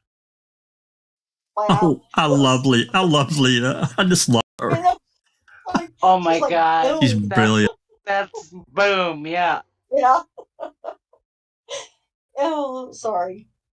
In any event, Colborn cannot meet his burden to show Mam caused the emotional distress he claims to have suffered. His distress, if any, is just as easily traced to other events in his life, including his divorce from his visually impaired ex-wife and the 2007 Avery trial itself, which he admits was emotionally difficult. Yeah, that's summary judgment standard in public official defamation cases. Summary judgment is appropriate where there are no genuine disputes of material fact and the movement is entitled to judgment as a matter of law. Colborn, a public official, bears the burden in this case to prove not only the publication of provably of, oh, I can't say the word, publication of provably false, unprivileged statements, but also constitutional actual malice. And the fault element in particular, he cannot simply discredit Netflix's evidence. Rather, he must present affirmative evidence, even if that evidence is likely to be within the possession of the defendant. Emphasis added. Meanwhile, the court must view the evidence presented through the prism of the substantive evidentiary burden and bear in mind the actual quantum and quality of proof necessary to support liability. And here that burden is heightened. Colborn must prove actual malice by clear and convincing evidence. Finally, because of the chilling effect, lengthy Finally, because of the chilling effect lengthy and expensive litigation has on free speech, summary judgment is an important and favored method for adjudicating public figure defamation actions. Argument. Netflix is entitled to summary judgment for two independent reasons. First, after more than a year of discovery, Colborn has no evidence that would give rise to a genuine issue of material fact regarding whether Netflix published any of the challenge statements with actual malice. Colborn, therefore, cannot meet this burden, and his failure is case dispositive, as shown in Section 1. If the court agrees that Netflix is entitled to summary judgment on actual malice, it need not go any further. But if it does not agree, Colborn cannot survive summary judgment because ma'am is not defamatory as a matter of Wisconsin law. A defamation plaintiff must show that the defendant 1. published, 2. a false, 3. defamatory, and 4. unprivileged statement.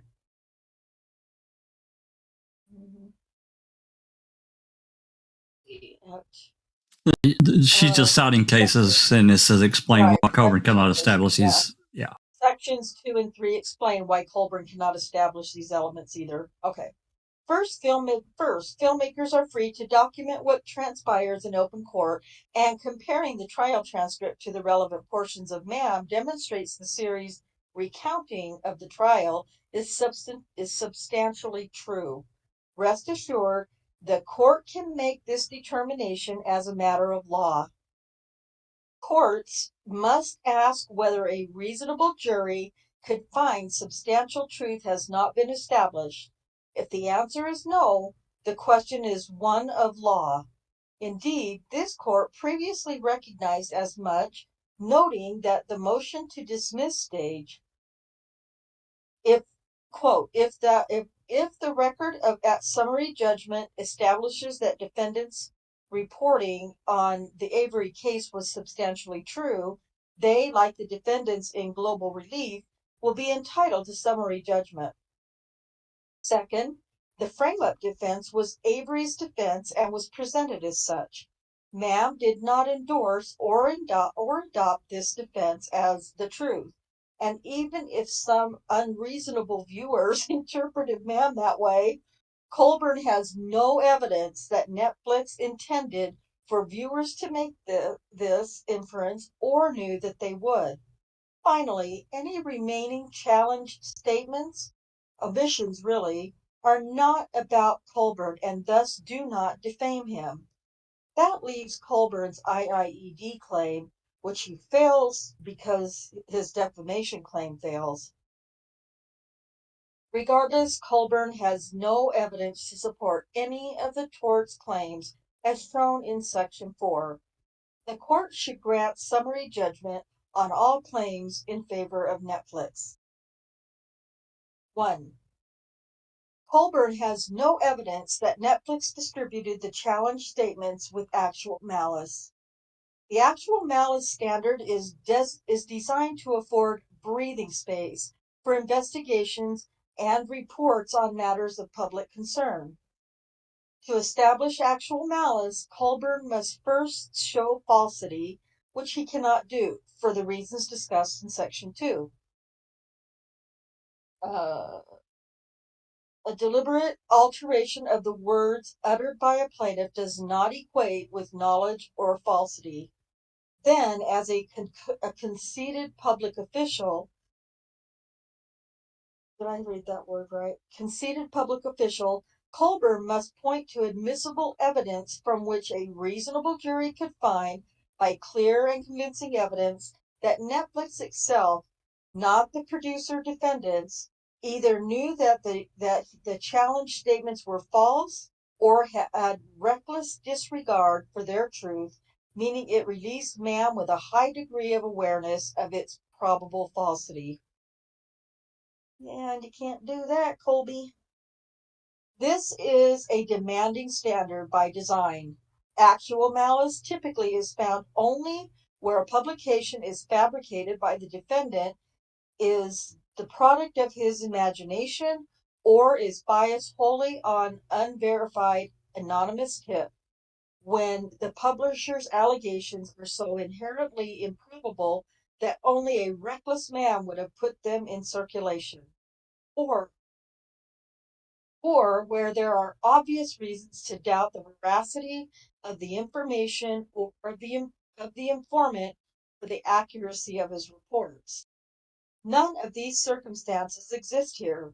Even Colborn admits the accusation that he planted evidence to frame Avery was part and parcel of, indeed central to, Avery's defense at his 2007 murder trial. It wasn't something defendants made up out of whole cloth. To date, nearly all of Colborn's allegations regarding actual malice in the Stephen Avery case and in his discovery responses refer to defendants collectively, but on summary judgment, Colbert cannot simply lump all defendants together in an attempt to impute the states of mind of the independent filmmakers to Netflix. Instead, Colbert must point to evidence of the states of mind of the handful of Netflix employees who interacted with the producer defendants and reviewed footage after the producer defendants edited and assembled it into a cohesive cut. Excuse me. Netflix's core team for MAM consisted of Nishimura, Del Deo, Ben Kotner, and, to a lesser extent, Marhon Havadi.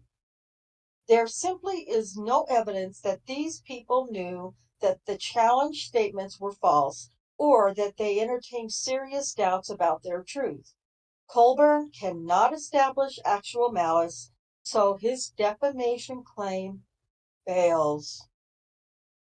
Big fat fail. Footnote 4. Netflix does not believe there is any evidence that the producer defendants published MAM with actual malice either. A. Netflix was not responsible for editing or fact-checking MAM, did not do so, and no Netflix employee ever saw unedited source material. Key to understanding all that follows in this subsection are two indisputable points. One, that Netflix trusted the filmmakers, never had reason to doubt them, and relied upon them to know and check the facts of MAM.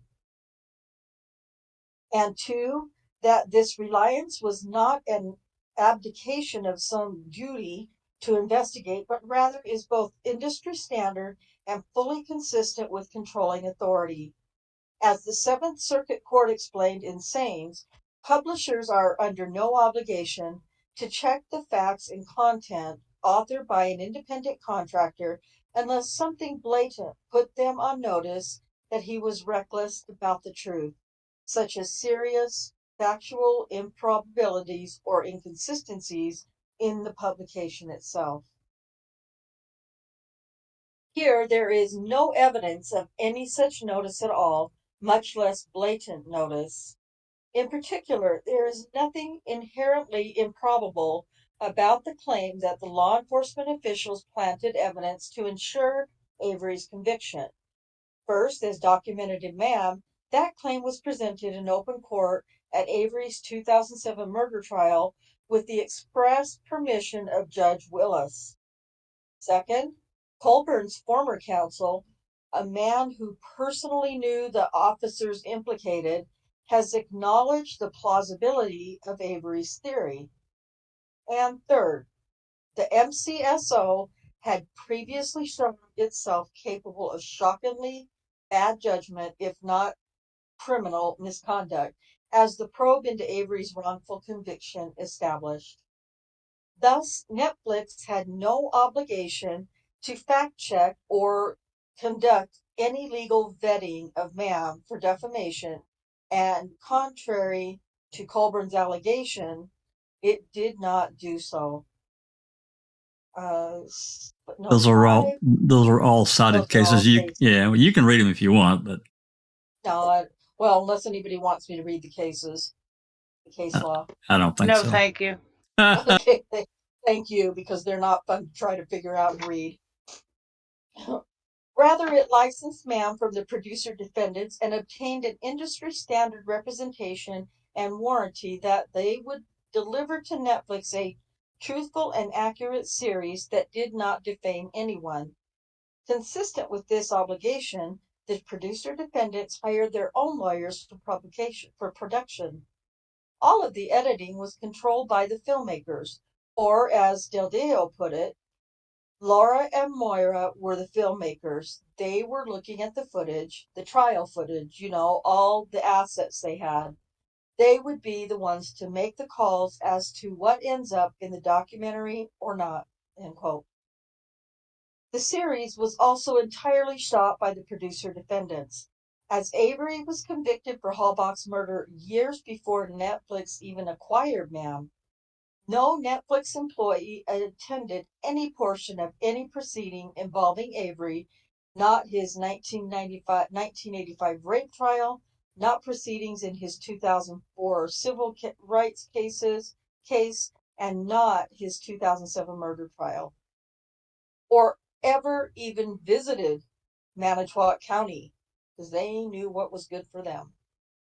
No Netflix employee ever received, much less reviewed, raw footage of the underlying events documented in MAM or any other source material such as deposition or trial transcripts or exhibits. Netflix employees did not sit in on any interviews. Certainly they did not conduct any themselves. Indeed, no member of the Netflix team has ever even spoken to anyone depicted in MAM. Colborn has no basis upon which to refute these sworn statements. Meanwhile, the testimony of Netflix executives completely aligns with the documentary evidence and third-party witness testimony. Testimony that not even editors review all footage. Because it did not attend the proceedings, edit the series, or even have access to raw footage and other underlying source material, Netflix simply did not and still does not know what was left on the cutting room floor. It did not do side-by-side comparisons of raw to edited footage. It didn't even have access to raw footage. And although Netflix employees received multiple cuts of each episode, they were watching those cuts so they could share their overall comments about things like pacing and feel, and not doing side-by-side comparisons to past iterations to spot subtle edits to testimony. Indeed, Netflix employees were not even aware of the specific edits and at the center of this lawsuit until their depositions in April of 2022. And when questioned about the challenged edits, Nishimura testified that she did not personally have any knowledge of changes that are made. During similar questioning, Deldeo reiterated that he had not seen any raw footage and that editorial decisions were left up to the filmmakers. Netflix trusted them to edit the show. My throat's getting dry and it's making me hard to read. Oh, we can trade off if you want. Yeah, Okay. my throat's too dry. Sorry. That's no, you've read quite a bit. Susan, you want to read for a while? Do you have the document? Sure. Yep. I'm reading it off YouTube, but yeah. Given these undisputed facts, Colborn simply cannot prove that Netflix knew any aspect of MAM was false or likely false. He essentially conceded as much at his deposition. Asked repeatedly how defendants could have known certain statements were false, his only answer was to say they attended Avery's trial and observed what transpired there. But no one from Netflix attended the trial. Colborn went even further, admitting that individuals who did not attend trial could not know what transpired there. Asked about his one-time attorney's personal uncertainty about whether the police had planted evidence to ensure a guilty verdict, and how, if Griesbach believed the frame-up defense was plausible, others were expected to know it was false. Colborn responded, I don't have an answer other than Mr. Griesbach didn't attend the trial. Neither did Netflix. B. Colborn's evidence regarding Ma'am's content and Netflix's motive in shaping that content do not establish actual malice. Unable to point to Netflix employees' familiarity with source material or any role in the editing or vetting of Ma'am, Colborn resorted during discovery to alleging that the series was biased against him, that Netflix licensed it in pursuit of some anti-law enforcement agenda, and that Netflix was driven by greed or to sensationalize the Avery story and hook viewers. And as an initial matter, Colburn's admission that he has watched little more than an hour of the series and has no intention of watching any more raises serious doubts about his ability to make any allegations about Ma'am, much less characterize the series' overarching themes and conclusions, if any, or assess whether its portrayal of events is fair and balanced. Putting this aside, his claims on actual malice are threefold. That it can be shown by pointing to 1. The content of Ma'am itself, 2.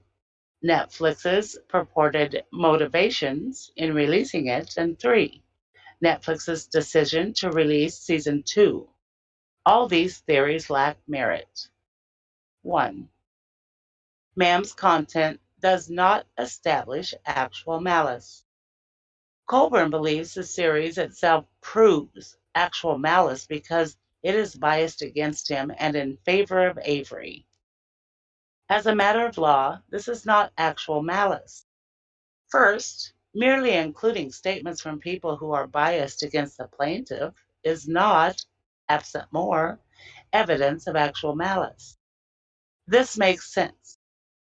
Self-interest in politics motivate many news sources. If dealing with such persons were to constitute evidence of actual malice, much news gathering would be severely chilled.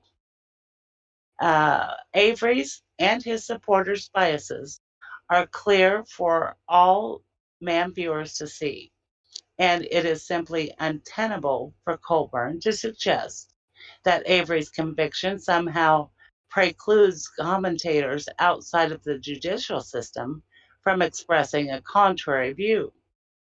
If true, no documentary could ever question whether justice was served in a jury trial without running the risk of liability.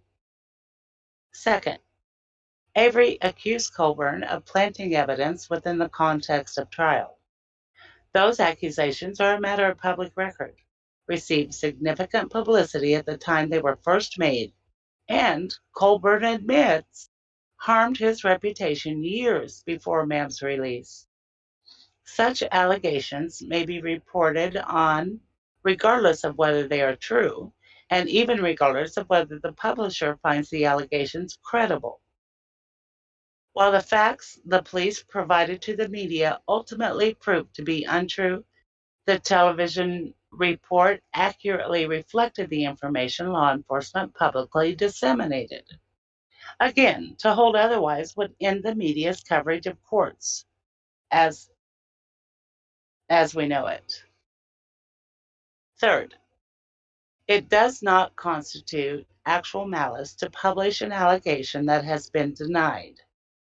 This is especially true because Ma'am, viewed in its entirety as the law requires, counterbalanced Avery's accusations and statements by his supporters with an unflinching look at Avery's many flaws and by including footage sympathetic to Colborn.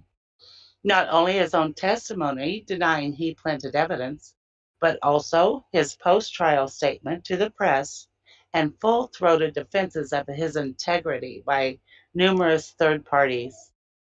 Far from establishing actual malice, including their other side of the story tends to undermine the claims of actual malice.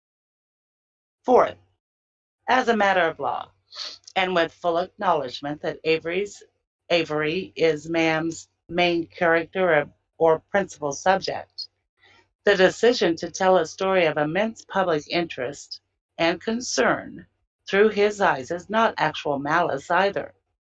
That is, even assuming Ma'am positions Avery as a protagonist and was somehow unbalanced as a result, it was not.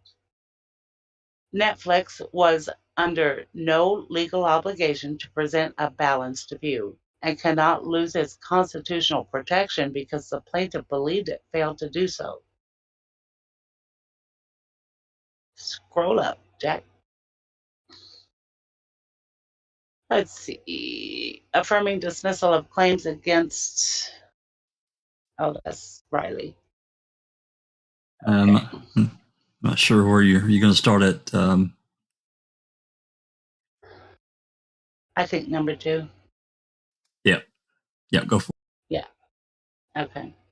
Netflix's alleged motivations for releasing Ma'am do not establish actual malice. Colborn also tries to prove actual malice by pointing to common law malice. Alleged animus, Netflix, and some of the people quoted in Ma'am purportedly harbored against him or law enforcement. Colborn asserting that Netflix has an instinctive distrust of law enforcement.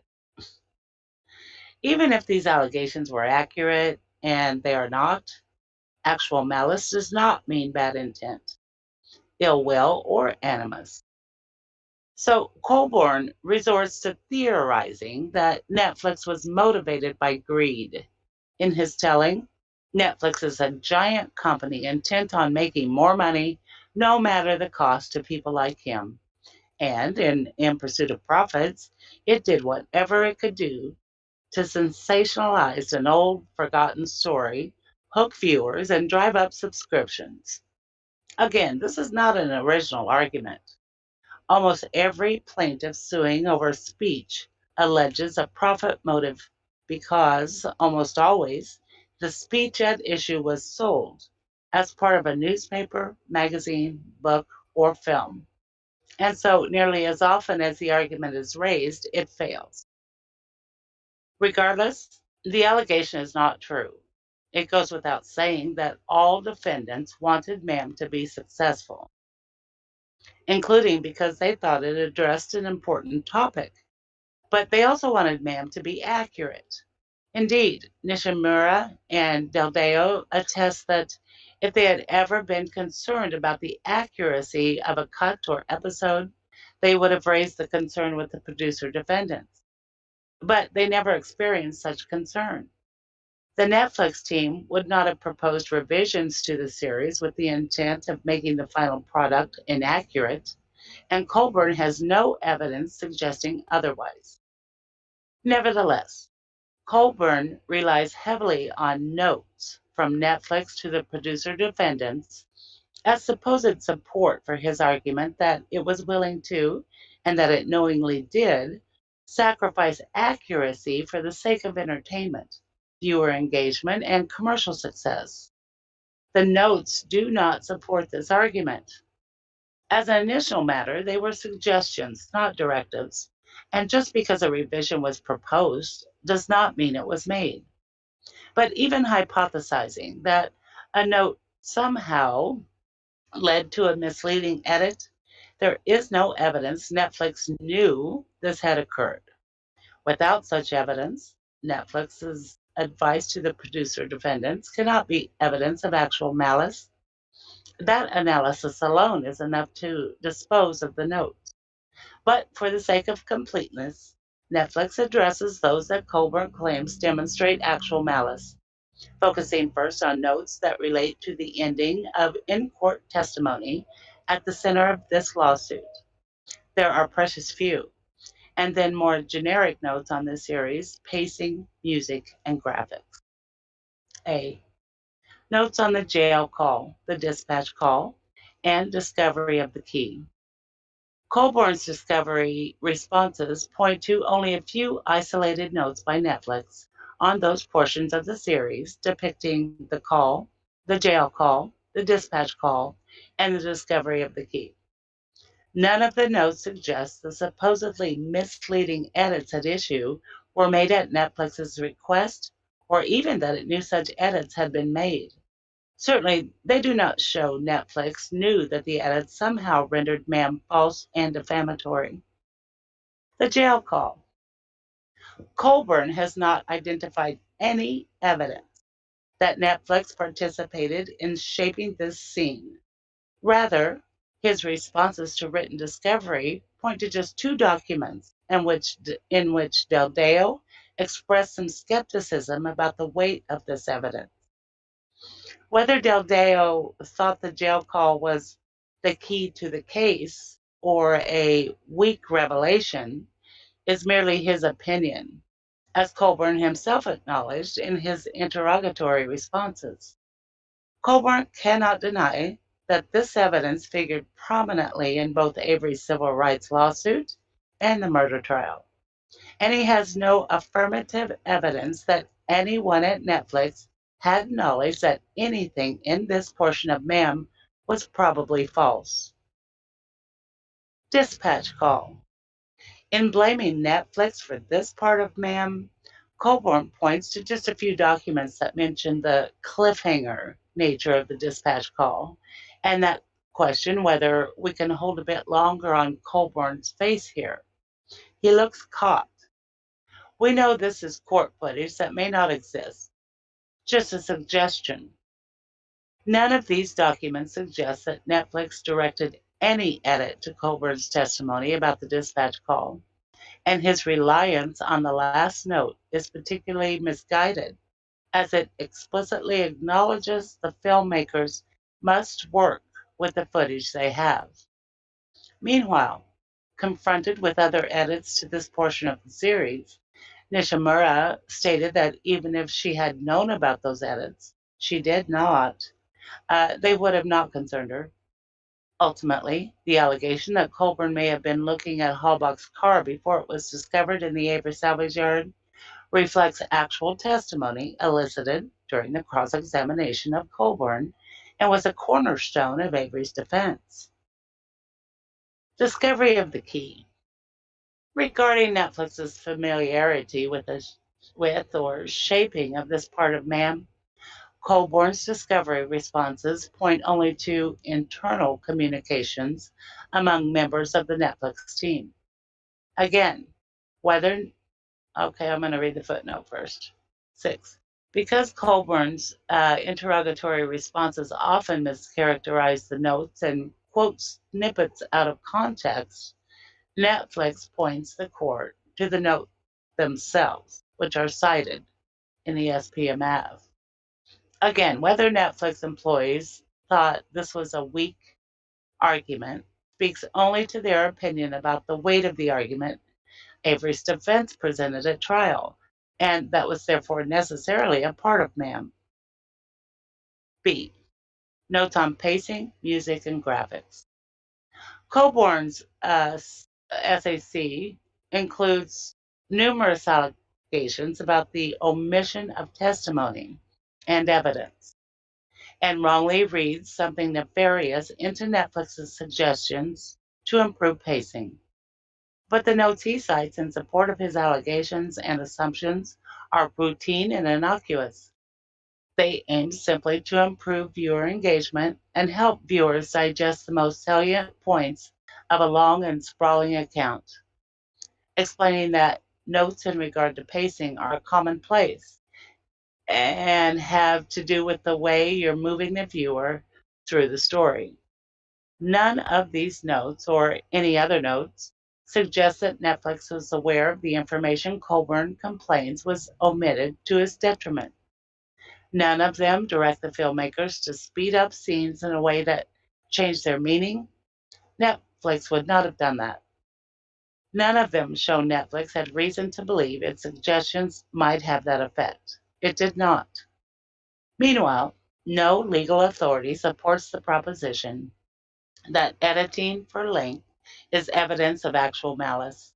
To the contrary, case law is clear that courts should leave to the discretion of the media what details should or should not be included. Defendant was free to make his own editorial choices, so long as he fairly described the general events involved. That's from a case site. The same is true for notes on music and graphics. Netflix hoped the addition of these standard elements would engage viewers and help them follow along, not mislead them. SPMF. Regardless, using music to underscore emotional points or to engage an audience does not transform a true depiction of events into a false one, and thus cannot be false or defamatory. It therefore cannot constitute actual malice. In any event, none of the notes indicate that Netflix intended for music to change the meaning of the content. None of them even begin to support the notion that Netflix had a high degree of awareness that man was probably false. Further, even if Netflix suggestions regarding music could be interpreted to reflect some favoritism or sympathy for Avery, bias alone is not evidence of actual malice. And if they indicate belief in Avery, that is the opposite of actual malice.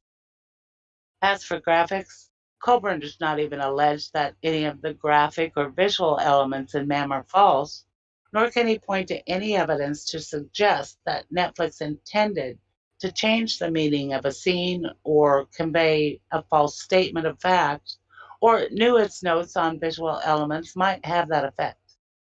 Rather, as the notes reflect, and as Nishimura and Deldeo have averred, the Netflix team suggested the use of graphic elements in order to enhance the clarity and factual accuracy of the series.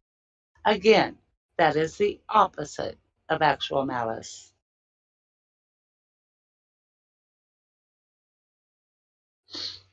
Scroll up, please. Number 3. Netflix's decision to release season 2 does not establish actual malice. In an attempt to show actual malice by Netflix, the SAC points to the release of season 2 of MAM in October 2018 and claims defendants doubled down on their baseless claims of evidence planting despite criticism of season 1. Even if this were true, it's not. The content of a documentary released in 2018 says nothing about Netflix's state of mind when it released MAM nearly 3 years earlier. Post-publication conduct, including declining to correct or retract allegedly defamatory materials, simply is not without significantly more evidence of actual malice. The hurdles that public officials must clear to bring defamation actions reflect our profound national commitment to the principle that debate on public issues should be uninhibited, robust, and wide open, and that it may well include vehement, caustic, and sometimes unpleasantly sharp attacks on government and public officials. Avery's case deserves to be the subject of debate, and that debate cannot occur if the only permissible viewpoint is Colborn's. There is simply no evidence that Netflix distributed MAM knowing it contained falsehoods or with serious doubts about its truth. Colborn cannot establish actual malice, and Netflix is entitled to summary judgment on his defamation claim. Let's pause right here at number 2. Yeah. Been reading for a minute and kind of digest what we've read. And what I'm gathering, and you guys can comment, I'll briefly say that they've established, and we'll see it later, it should be clarified here in some of these attachments that we've got and these declarations and so forth, that these people that they're talking about, Nishimura and Del Dio, I think is his name, they give statements. So we will see those. later on, but they keep referencing to these people. So I wanted to clarify that. There are also excerpts from Colborn's deposition and Brenda Schuler's deposition. We see those as well. I just want to see that. Anyway, they're clearly establishing that, she's really doing a great job, Lita is, in defining these really minute details, I guess, as we would say it, as we think about sitting as a person and watching a show, or a documentary. Basically, they handed it, as Doc said, to the filmmakers. We're going to help you finance. Here's some money. We're going to introduce you to maybe some graphics people that may be able to help. Whoever. They didn't really specify that, but nonetheless, Editors, they gave him the graphics, yeah. Mm-hmm. They gave him the backing and said, "Go to it," and trusted what they did.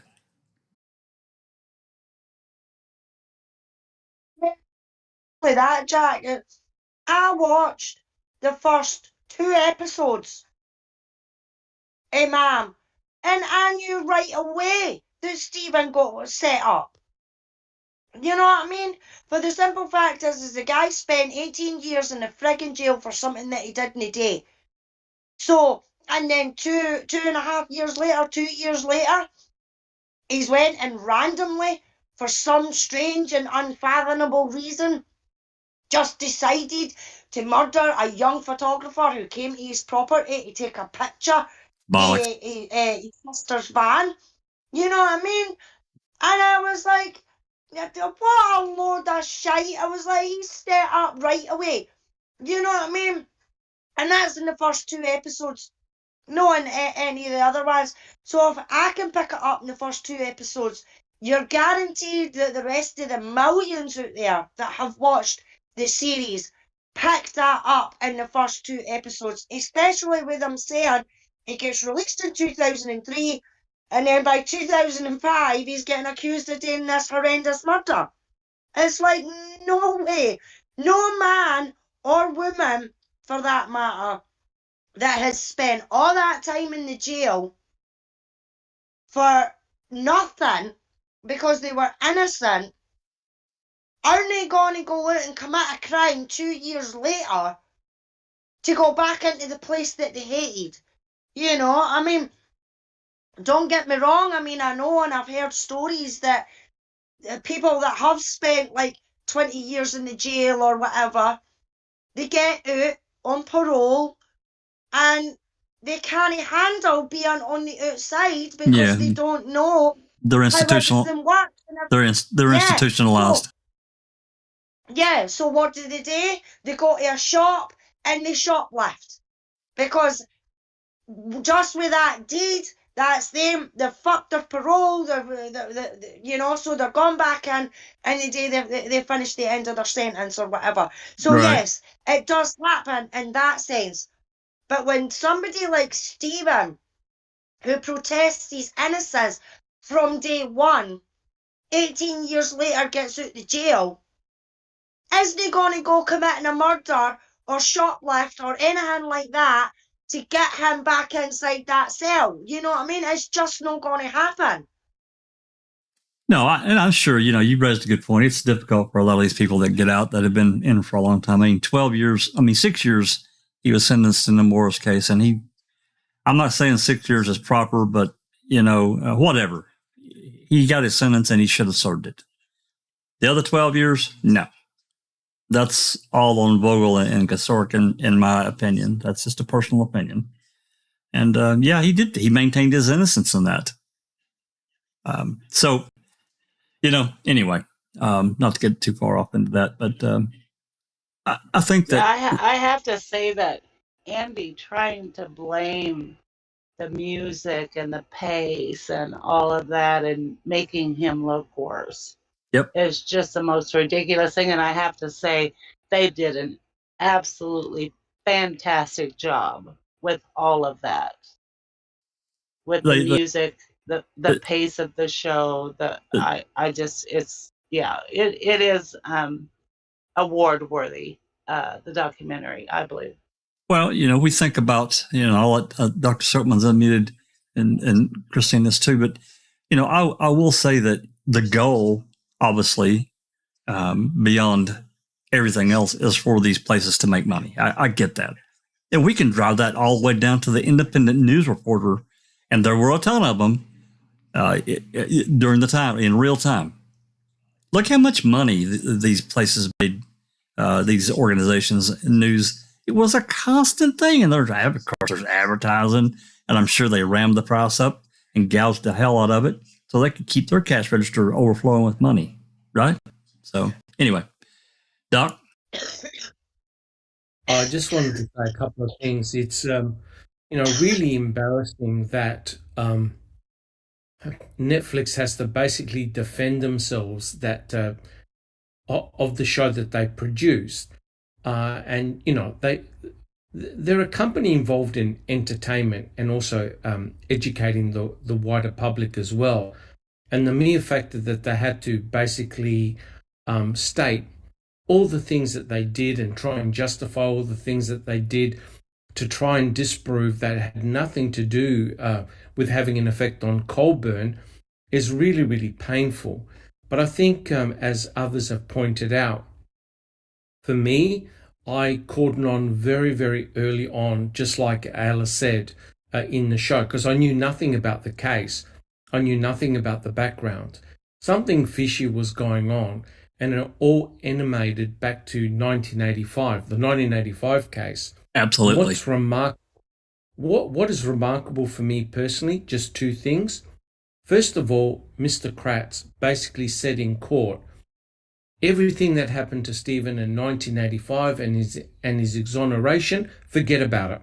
It's got nothing to do with this case. The hell it did. Jeepers, that's a rather strong statement, because it proved that the MTSO had prior history with Stephen Avery, right? And what convinced me, this sounds funny, what convinced me, two things convinced me of Stephen's innocence. One, he forgave Penny. He hugged her, he forgave her, and he said, it's not your fault, right? He knew that Penny was just a mere pawn in a sick game. She was manipulated to point Stephen out. And secondly,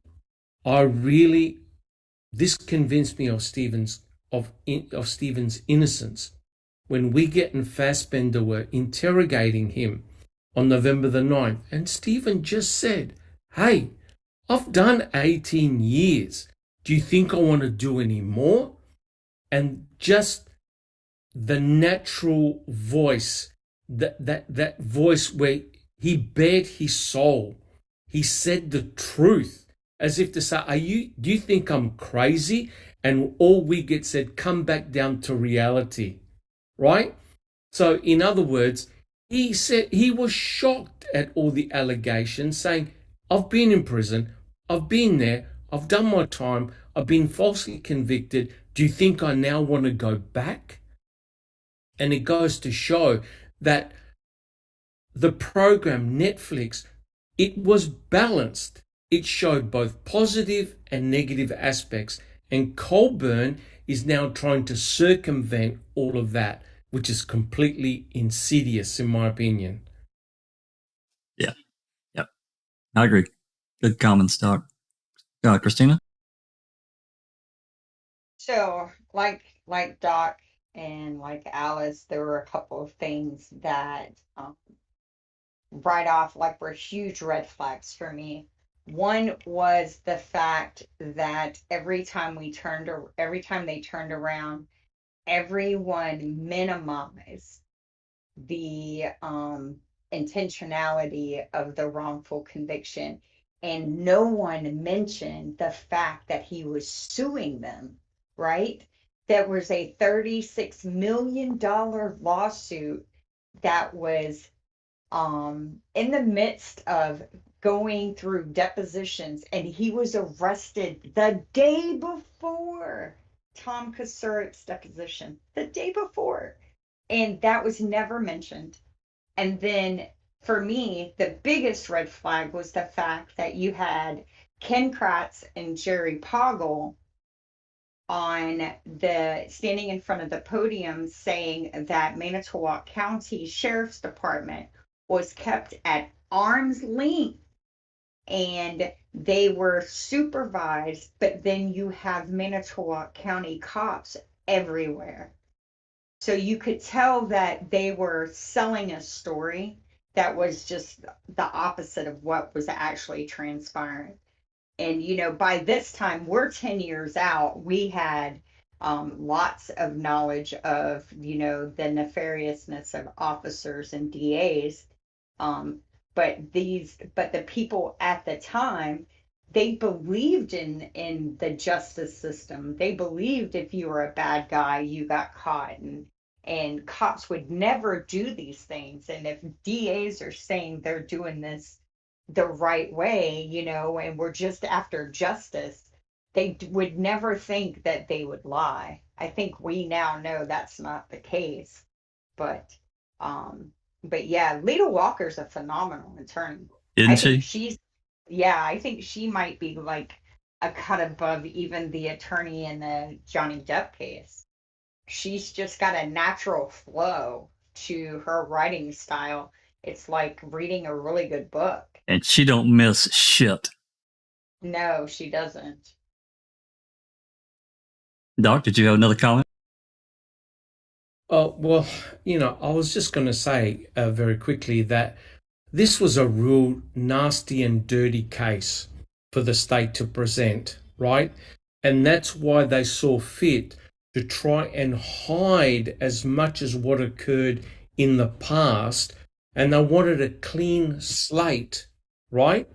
They just wanted to separate all the things that had happened to Stephen prior.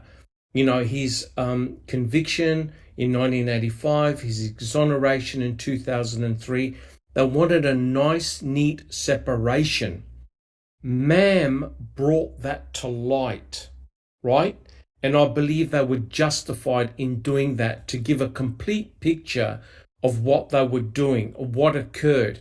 And isn't it interesting that the main characters from 1985 make an appearance again in the murder investigation, and how Colborn was involved back in the 1985 case, and fast forward, now was deeply involved in the 2005 murder case. And remember, Colborn was everywhere, including Cuss Road. So his fingers were in all the pies. So of course, there was a natural interest in him. There's no way he could have gotten out of this. Yeah, it would be interesting to, maybe someday I'll do it, is to present these, you know, starting at, you know, as far back as we can factually. And I'm talking about presenting things that we know. We can talk about things we theorize, but presenting things that we know, these key pieces that, you know, denote certain events from the beginning through to, you know, the end of we can just say the end of the trial, and see how that presents itself. You know, they talk quite a bit about the dispatch call where Colborn is calling in about the plates. But then we found out later that there was an alert sent out to all patrol officers, and he also said that he had a conversation with Wiegert or Remacher, I'm not sure which one, that had given him, I think it was Wiegert, had given him this information already. So why did he need to call it in? It just calls into question certain things.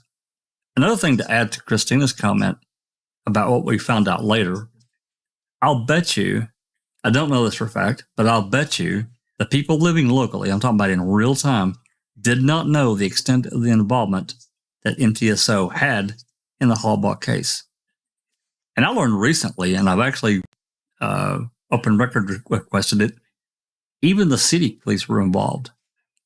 Officer Block from the Manitowoc City Police took photos.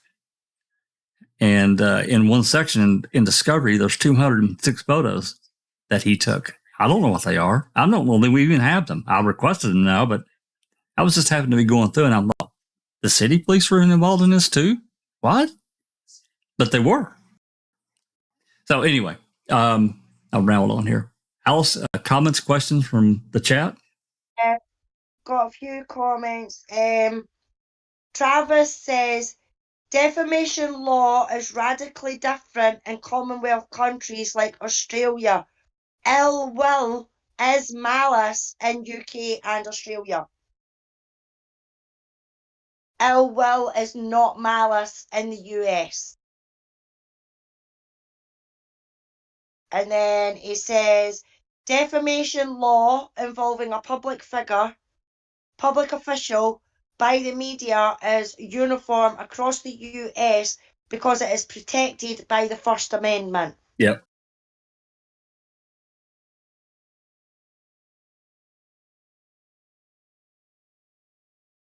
Hey, there's Ripper. How's it going, Ripper? How you doing, man? Good to see you. Okay. Any other comments you want to get out before we start up again?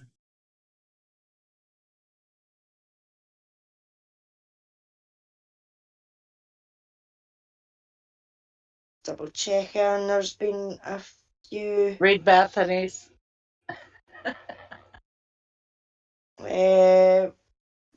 Which one? There's a few. Queen Kratz in a tutu with pink fuzzy handcuffs with a 22 and blunt object for fun later.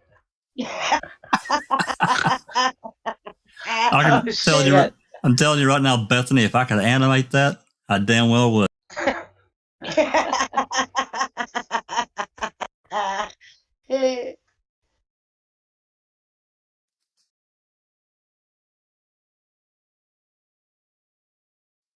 Okay.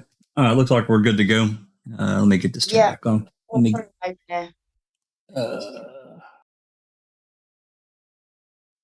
right. That's going to pop back in there. Susan, you good to continue to read? Sure. All right. There you go. Number 2. Colborn's defamation claim fails because he cannot meet his burden to establish material falsity. If the court rules in Netflix's favor on the issue of actual malice, which assumes falsity, it need go no further. But if it does not, then it must loop back to that fundamental question in any defamation case and consider whether Colborn can bear his burden of showing falsity as well as fault. Further, the court must hold Colborn not only to the burden of showing falsity, but to the burden of showing material falsity. Under the substantial truth doctrine, recognized by both Wisconsin law and the First Amendment, a statement need not be absolutely true in every precise detail to be immune from defamation liability. Rather, what is required is that the report's gist or sting be accurate. This means a challenged statement must create a different or more defamatory effect on the mind of a reasonable reader or viewer than would the precise truth. A publication that contains a false statement is actionable only when significantly greater opprobrium results from the report containing the falsehood than would result from the report without the falsehood. In determining whether a publication is actionable or not substantially true, for example, materially false, context is key as the broader setting of the challenged statements.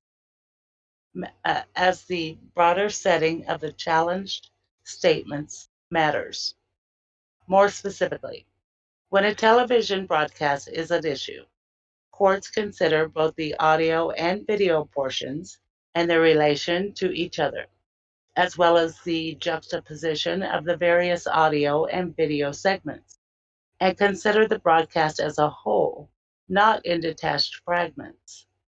As a matter of law, Ma'am's portrayal of Colborn's role in the Avery case was substantially true, and Netflix is therefore entitled to summary judgment. A. The substantial truth doctrine protects Ma'am's reporting on the Avery trial and its abridgment of trial testimony. Colborn's claims that Mann misleadingly edited trial testimony fail because the First Amendment and Wisconsin law bar defamation claims based on substantially accurate reports of court proceedings. First Amendment privileges publication of facts and judicial records. Just last month, the Seventh Circuit recognized that what is called Wisconsin's judicial proceedings privilege barred defamation claims based on a newspaper's report about allegations made against the plaintiffs in civil litigation. Meanwhile, Wisconsin courts have long recognized the common law privileges against defamation set forth in the Restatement, Second of Torts. As the Restatement explains, the relevant common law privilege protects a report about a government proceeding that is accurate and complete, or a fair abridgment of the occurrence reported. Restatement, Second of Torts. By accurate, the restatement means substantially true.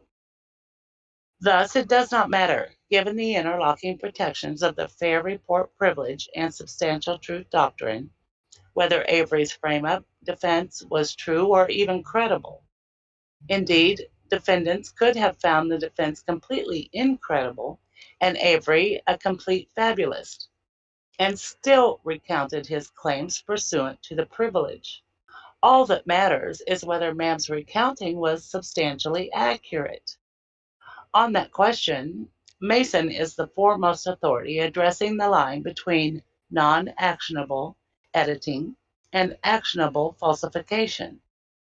The court in Mason rejected the plaintiff's argument that any alteration of quotations beyond correcting for grammar and syntax represented a falsehood, recognizing that word-for-word quotations are not always feasible or even accurate representations of the speaker's meaning, and noting the practical necessity to edit and make intelligible a speaker's perhaps rambling comments. The court concluded, if an author alters the speaker's words, but effects no material change in meaning, including any meaning conveyed by the manner of fact of expression, the speaker suffers no injury to reputation that is compensable as a defamation. Following Mason, in Texas Beef Group v. Winfrey, the Fifth Circuit held that a segment of Oprah Winfrey's talk show about mad cow disease did not materially alter the gist of statements by experts supporting the cattle industry, even though it omitted several points that they had made. Although the show's producer undeniably spliced questions and answers, the editing did not misrepresent the experts' responses, the court said, noting the common knowledge that television programs cut down longer footage to fit into a shorter time frame. Closer to home, in Terry, the Wisconsin Court of Appeals analyzed a television station's reports detailing consumers' complaints about the plaintiff, a wedding photographer. The court held that the defendant's editing, including its use of altered images and scary music, were not materially false statements of fact. In essence, Terry is challenging the way in which she was portrayed insofar as the music and video edits are concerned. But she does not have a cause of action for the words that were used to portray her. Terry cannot maintain a defamation action for how she feels she was portrayed. The same is true here. Colborn cannot pursue a defamation claim for how he feels he was portrayed in the few, brief, detached fragments of Ma'am he has watched. The portions Colborn challenges must be considered in the context of the series as a whole, and as shown in the side-by-side comparisons of Ma'am to trial transcript previously submitted to the court, none of the editing decisions Colborn challenges results in a material falsehood. None would have a different effect on the mind of a reasonable viewer than the complete, unedited testimony, nor would they engender significantly greater opprobrium against Colborn than that caused by the underlying proceedings as a whole, which man documented in detail and at length. To help the court with its side-by-side comparison of ma'am to trial testimony, the following table summarizes what that comparison reveals. Do we need to read that? I think we should, because it Okay. yeah. Yeah, okay. Colborn's claim of omission. Ma'am omitted testimony that he answered the jail call, Manitowoc County Jail, Officer Colborn. Why the alleged omission does not render ma'am materially false. Viewers would not grasp the difference in the responsibilities between a sworn deputy and a jailer. Ma'am included Colborn's testimony that he received the call when I was working as my capacity as a corrections officer at the Manitowoc County Jail. I'd have to agree with that. Yeah, that's just a ridiculous little detail, I think. Yep. Okay, Colborn's claim of omission. Ma'am omitted the portion of his testimony where he corrected his reference to transferring the jail call to a detective and said he transferred it to a detective division of the sheriff's office.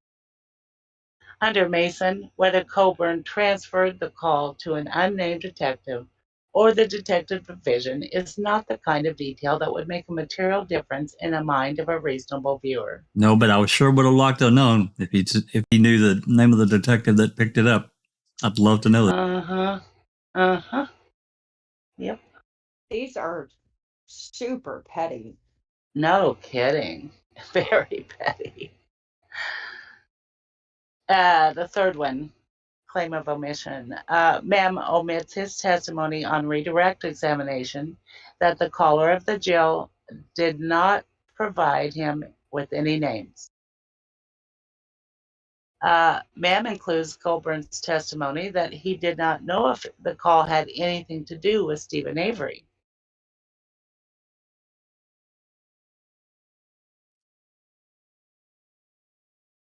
Can you scroll up, Jack? Yeah. Did you want to read footnote 9? Yeah, I will read that. Exhibit B purports to be a comparison between Colborn's testimony presented in episode 7 of Ma'am and the trial transcript. Notably, there are several inconsistencies between Exhibit B and what Ma'am actually shows. And except for the testimony regarding the dispatch call, neither the SAC nor Exhibit B identifies with any particularity how edits purportedly shown in Exhibit B render Ma'am false and defamatory. Okay, here's another one of his claims. Ma'am omits his response, "That's ridiculous. No, I have not," to Ken Kratz's question, "Have you ever planted any evidence against Mr. Avery?" Following Kratz's question, "Have you ever planted any evidence against Mr. Avery?" Ma'am includes Colborn's testimony that, "I have to say that this is the first time in my integrity has ever been questioned, and no, I have not." Colborn admitted at his deposition that Ma'am did convey that he expressly denied planting evidence against Avery. I need 1 second here. Yep.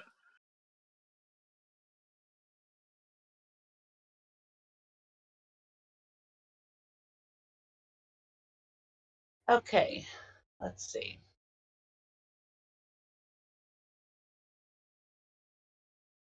Are we on Ma'am omitted his yes answer? Ma'am omits some of his explanation as to why. Okay. Ma'am omits some of his explanation of why he didn't write a contemporaneous report about the jail call.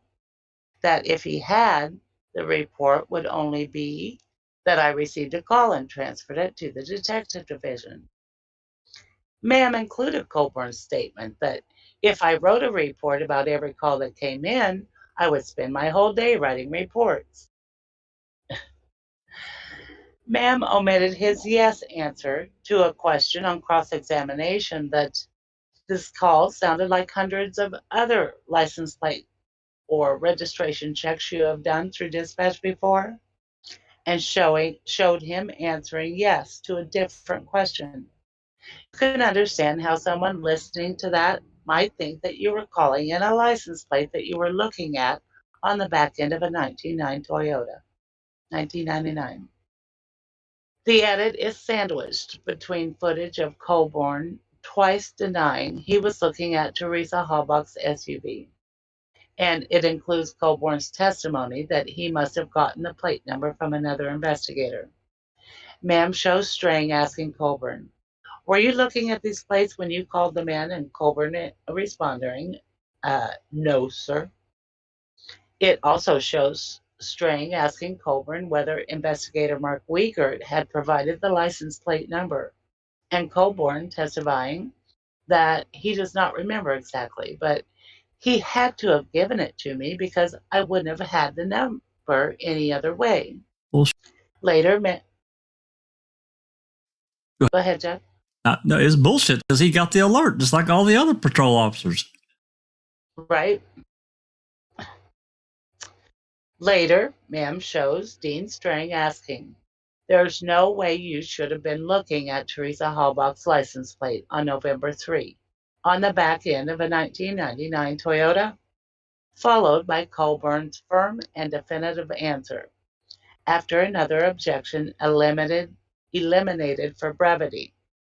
"I should have been, and I was not looking. I shouldn't have been, and I was not looking at the license plate."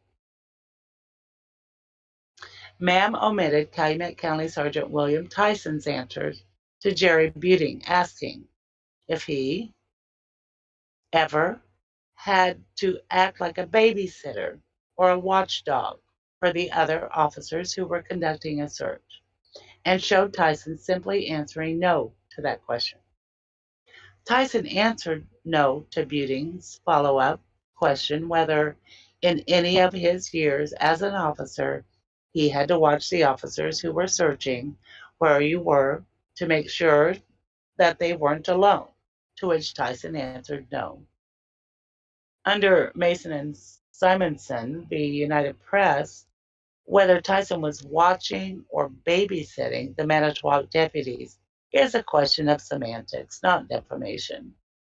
Right, can we pause for a wee second? Just that, going back up there, when it says, followed by Colburn's firm and definitive answer after another objection eliminated for brevity. I shouldn't have been, and I was not looking at the license plate. Why say I shouldn't have been? You know what I mean? Yeah, That's that is a weird. one. Yeah. Yeah. Do I not just say, no, I wasn't? You know what I mean? No, I shouldn't have been. In my opinion, that to me, that means he was standing in front of that, behind that motor. Well, and that was a slip of the tongue. It's a damn odd way to answer. I'll give you that. Just a way of strange way of speaking. Yeah, I agree. For sure. For sure. Can I also make the comment? If you scroll up even further about Colborn making the comment that, well, you know, if I got a phone call, if I had to write a report with all the phone calls I get, I'll be answering calls all day. And then I think Strang asked him, well, how many calls did you get from another jail saying that someone admitted to a crime that you had someone in prison for something that they didn't do? And he said, no other. So he looked like an absolute dickhead. Yeah. So he looked like an absolute dickhead, right? That indeed they obviously don't get many calls like that. And the mere fact that he wrote a report the day after Avery got released and that report got put in a safe, I think it goes to show the shenanigans were already taking shape. Yep. Continue? Yep, continue. Ma'am did not show viewers certain photographs clearly showing the crack in the back of the bookcase where Colborn speculated Avery had hidden the key. Ma'am includes Colborn's testimony that he had handled the small bookcase rather roughly, twisting it, shaking it, pulling it before the key appeared. So, yeah, so the fact that they didn't show that little crack in the bookcase, which they didn't photograph at the time, right? Nope. No, it wasn't there. It was wasn't later. there until, it Later. wasn't there in November. It was there in December. Now, I Right. do want to add, I was away from my mic, so I couldn't get to it in time. For those of us who also are on Reddit, do you find the lack of research from Gilters defending Colborn and trying to hype up these edits as being defamatory? Do you find this interesting? The so-called attorneys on Reddit who have inflated this Colburn's chances, totally missed the fact that these edits are minimal and that Making a Murderer included Colborn saying, I didn't do this, or I did this. You know what I mean? Like, if you were to read just what they were saying, they made these edits sound a lot more inflammatory and defamatory than they really are. Yeah. Well, that's their whole purpose. I mean, they don't do research. They don't look at this stuff. All they do is try to counteract. Yeah, I think they're actually Colburn's attorneys in real life too. Or crafts. Well, also, Yeah, Christina, exactly. I feel certain that a lot of them, they're well aware of the photos after the fact, but they ignore it. They let it go, right? They just ignore that like it didn't happen, but it did happen, and we've seen it. And you try to show that to them, and they completely ignore it. It's like, yeah, they play deaf, dumb, mute, and blind when it comes to any evidence that Stephen is innocent. Yeah. But we're supposed to believe they are unbiased attorneys commenting on cases forward. Can I just make the comment though? What was very, very brilliant, in my opinion, was when they were asking about Colborn about the cabinet, right? And how then they, I think, cut to James Lenk. And when they asked Lenk about, well, were you able to look inside the cabinet? And he goes, yes, sir. Did you see a key at the back of the cabinet? No, sir. And you're thinking, wait a minute. If Colborn is shaking and rattling the cabinet so violently that he shakes the key out of the cabinet, why didn't Lenk absolutely note the key at the back of the cabinet? Because remember, they're the ones that took all the books out, right? Yes. And then were shoving the books back in. Or when they took all the books out, they obviously had a clear cabinet, and Lenk admitted he saw no key. Twice. And suddenly it appears. And, just to quote Rhonda, that form of corroboration is so crucial, right? Mm-hmm. And remember when they asked Colborn, well, where did you get that information about the license plate? Well, Mark Wiegert had to give it to me. And then they cut to Wiegert, and the look on his face, it revealed everything. He was completely clueless what Colborn was talking about. That was priceless. Yeah, and for those who don't know, this quote bookcase unquote that we are referring to is really a cheaply made particle board nightstand that's roughly 18 inches wide, wouldn't you say, about 2 foot tall and about 12 inches deep. It's actually an old record. I think it's a record. It's an old record. Case, yeah. It is. It's an old record cabinet for 33 for 33. And they had removed the items from it twice. They are claiming they picked it up, tilted it back and forth where the officer on the other side of the room could see the bottom of it, but yet there was probably 40, 50 pieces of loose change on top that was never moved, that stayed in the same position. And the remote. And the remote and the little piece of paper.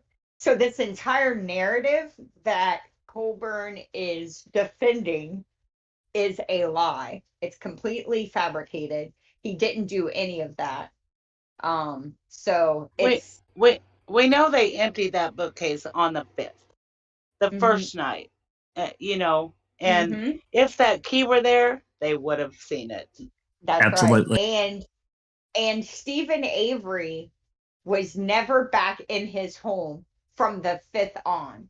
So if the key was not there on the 5th, and it appeared later without cops bringing it in, someone other than Stephen Avery is responsible for that key being put in his bedroom. That's right. But yet, supposedly, DNA testing only brought Stephen's DNA and not even the owner of the key. And that's just the and that's why Kratz ran from the key. He wanted the jury to ignore it. And that's just the tip of the iceberg with all the problems about the key. And Kratz tries to emphasize the fact that, you know, the first detailed search was on the 8th, and I call bullshit. The 5th, they were in that room with, was it 3 or 4 officers in that tiny bedroom in man hours. It was like 8 or 10 man hours in that little tiny bedroom. And we're talking about, a 10 with by a 10 detailed bedroom. search and a detailed search that night. Well, just to put a final point on what Christina's talking about, you know, if you were talking about a large room that would allegedly emptied out and they didn't find something and later they did, that's different. Something gets missed, something small gets missed. This was a tiny old record cabinet, and they emptied it and looked inside, and they didn't see the fob or the key. Bullshit. I'm sorry, that's complete bullshit. But also, oh, go ahead, Dr. Chris. I was going to say, sorry, Sunshine. I was going to say also, Colborn changed his story and narrative about how the key was actually found. Yep. Remember in the email? He now says that he was hidden. He now says that the key was hidden behind the cabinet. And you know why he did that? Is because he probably heard that Lenk, the fellow officer that was with him, didn't see the key in the bottom of the cupboard, right? When all the books were out. So he had to change his statement in court to say, oh, no. The key wasn't in the cabinet. It was behind the cabinet, making his story even more crazy than what it actually is. Yeah. Yep. Cleverly hidden. Or something like that. Yeah. All right. Hey, just one more dig at Colborn. So Colborn supposedly was so disgusted by the porn magazine that he beat up a record cabinet, but yet this is a guy who has no problem having an extramarital affair on his wife. Yeah. Yep. That's right. Good point.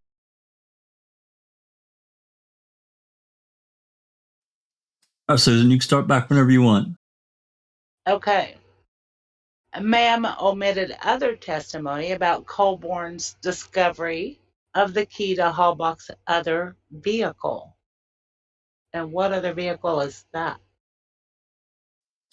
Do we know? I thought she had an old truck that she traded in to get the RAV, or an older vehicle. I think it was a truck, actually, but my memory's a little fuzzy on that one. I don't know anything about that. Yeah. Yeah, me either. Let's see what their answer is. The omitted testimony is comprised of no more than the kind of asides and circumlocutions that the Mason court recognizes as can be omitted. Colborn himself acknowledges that this part of Mam conveys the important points of his testimony, that he handled the bookcase roughly and did not touch the key. I don't know what vehicle that is. I don't even remember anything in the trial about that. I just remember some discussion. I don't even know where it was at. Maybe Reddit, that Teresa had traded in an old truck or something when she got the RAV. So are y'all reading so she would this? still have keys? Are y'all from it, I reading guess? this? Are y'all reading this as in they found keys to another vehicle Teresa owned in Stephen's bedroom? Well, that's what he's alluding to. Not in Stephen's bedroom. No, not in Stephen's bedroom. no but, way. That would have been in court. Absolutely. Okay. Yeah. Yeah. But see how that reads? So the claim is making a murderer omitted other testimony about Colborn's discovery of the key to Halbach's other vehicle. So Colborn's that's how Colborn's trying to make it seem. But I don't remember anything about that in the court transcripts. The trial transcripts. I don't know what the hell. Does anyone else? I don't. Because he's saying that it got omitted, but I don't remember anything like that at all. I don't know. Maybe it's worth another read through his testimony to see if we can pick anything up. Yeah. Huh. Okay. All right. Shall we move on? Yeah, continue on. Mam omitted testimony Colborn gave during questioning by Prosecutor Kratz about his asserted conversation with Avery the day Halbach was reported missing. The omitted testimony shown in Exhibit B merely provides a few additional details, but nothing that would give a viewer a different impression of Colborn. Mam omits certain testimony about reports Colborn filed regarding his conversation with Avery on the day Halbach was reported missing, which he wrote how many months later, right? Right. 8. Oh, it's a testimony about the reports. Whether Colborn submitted only 1.5 pages of reports in the Halbach case or only half a page is not a material distinction that would make any difference to a reasonable viewer. Colborn alleges that defendants Riccardi and Demos strategically spliced reaction shots of plaintiff appearing nervous and apprehensive at trial into other portions of his testimony where he did not appear nervous or apprehensive, in fact. Neither the Stephen Avery case nor its exhibits specify which reaction shots purportedly create a false impression, nor did they explain how these reaction shots create a materially false statement about Colborn. At his deposition, Colborn complained that a brief shot of him leaning back in the witness chair and cracking his knuckles does make me look nervous and apprehensive, and that I've been caught in some sort of lie, and asserted that footage was recorded when the jury was not present. The alleged edits to the blink and you'll miss it scene would not have any material effects on the mind of a reasonable viewer. God. The more you read, the crazier this shit gets. Oh my God. Yeah, tell me Andy hasn't watched every minute of this. Multiple times. At bottom. Yeah. Yeah, but hold on. Yeah. If I could just make the comment, who is behind all of this? Who do we know that is meticulous at looking at documentaries and is meticulous at noting things down? You're not talking about a third. You're not talking about a third party or anything, are you? So my question the initials is, BS? my question is, who's pulling his strings, right? Who is at arm's length pulling Colborn strings here. That's the only thing I ask. Yep. Who's out to make money on this case? On this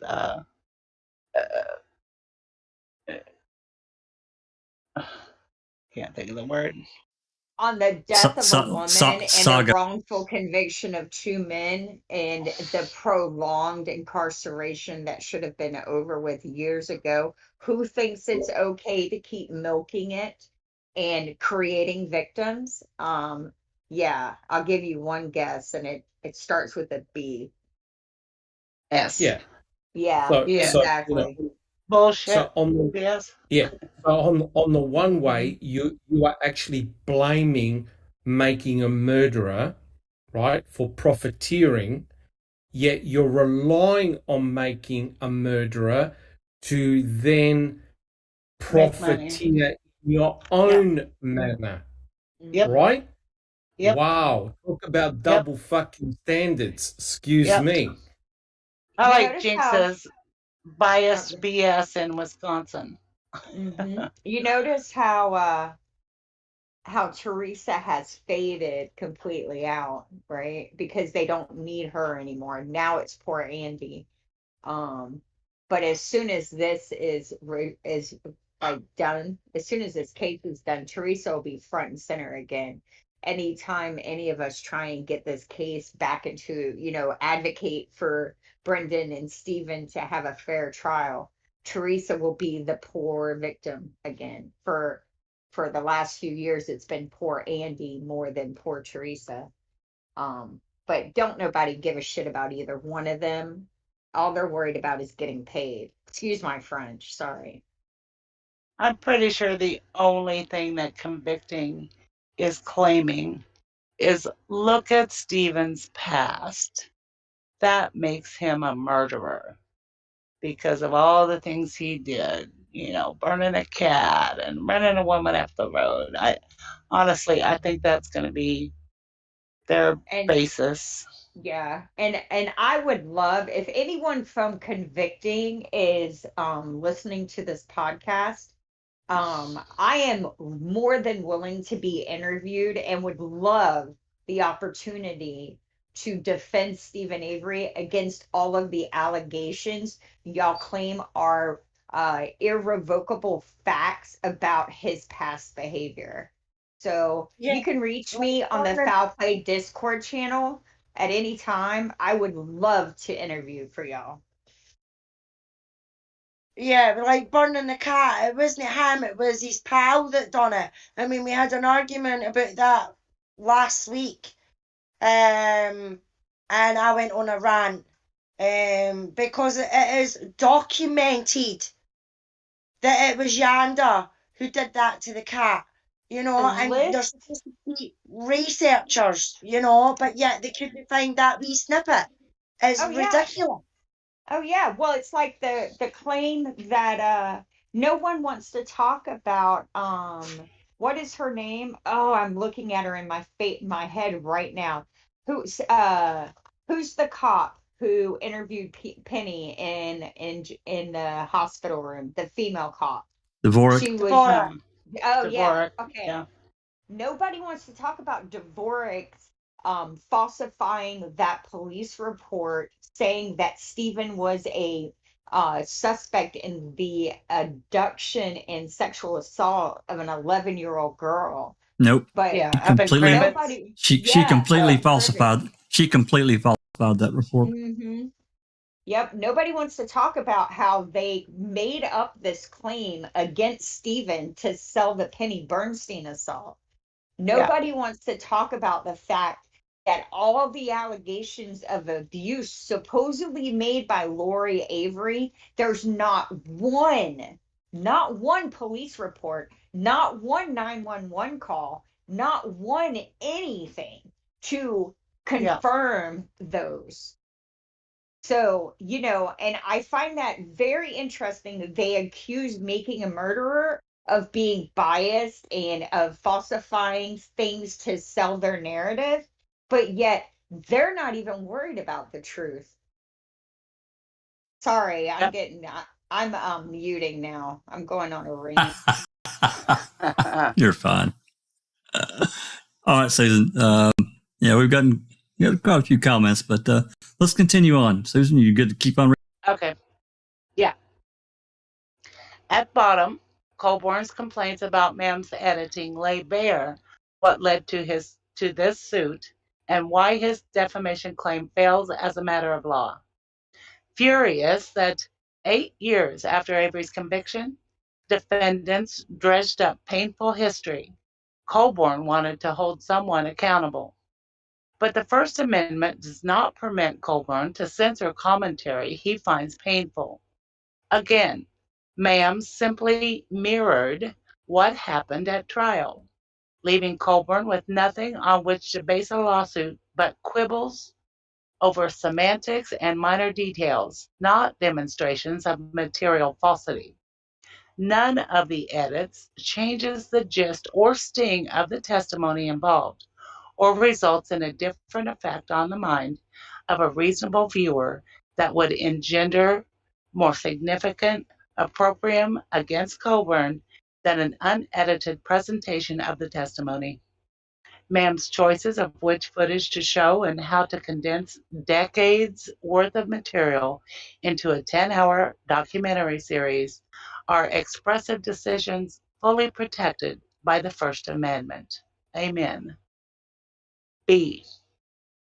Other challenge statements are not actionable because Mam merely documents a public controversy and does so accurately. It does not endorse or adopt Avery's frame-up defense. In addition to complaints about the editing of in-court testimony, Colborn also makes a vague and amorphous claim that merely documenting Avery's murder trial and the surrounding controversy, and including statements by Avery and his supporters, constitutes defamation. There is no dispute, however, that Mam accurately portrayed what people actually said, and when examined in the full context of the series, reasonable viewers would not understand them as assertions of facts by Netflix. Even if they did, the law does not require Netflix to guarantee the truth of all the inferences viewers might possibly make. And there is no evidence Netflix intended to endorse or adopt Avery's accusations as its own, or even new viewers would walk away from Mam with that impression. Netflix cannot be held liable for the innuendo and implications Colborn ascribes to Mam. 1. Reasonable viewers would not understand the challenge statements by Avery and his supporters as assertions of fact by Netflix.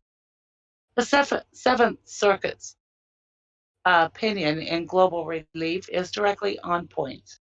The plaintiff in Global Relief sued over 6 new reports in the months after the September 11, 2001 attacks that said the Islamic charity was a target of federal terrorism funding investigations. GRF was indeed under investigation. The Treasury Department blocked its assets shortly after it filed suit, and it was later named a specially designated global terrorist group. But the foundation argued that the reports were actionable because they implied that GRF was in fact funding terrorism, which GRF denied. The foundation maintained that the defendants should be required to demonstrate not only that they accurately reported the government's suspicions, but that GRF was actually guilty of the conduct for which the government was investigating the group. The Seventh Circuit affirmed the trial court's grant of summary judgment to the news organizations, agreeing the reports were substantially true. The court explained that the sting of the articles was not that GRF was actually funneling money to terrorists, but that the government was investigating the group for links to terrorism and contemplating freezing GRF's assets. The sting was that such an investigation was being conducted, not that GRF was guilty of the conduct for which it was being investigated. Whether the government was justified in its probe is irrelevant. to the defamation claims when these media defendants accurately reported on the investigation itself. The panel noted that many of the articles included GRF's denials, and none of the articles concluded that GRF was actually guilty of the conduct for which it was being investigated. The court firmly rejected GRF's arguments that these media defendants must be able to prove the truth of the government's charges before reporting on the investigation itself. The Seventh Circuit reaffirmed this principle in Financial Fiduciaries, holding that the article in question was substantially true because it was careful to describe the allegations as such, not as facts. That seems very a good comparison there. Yep. The SAC refers to 5 related statements by Avery and his lawyers that it contends are actionably false and defamatory. The first is a statement by Stephen, one of Avery's attorneys, mistakenly tells viewers that Colborn's written statement was kept hidden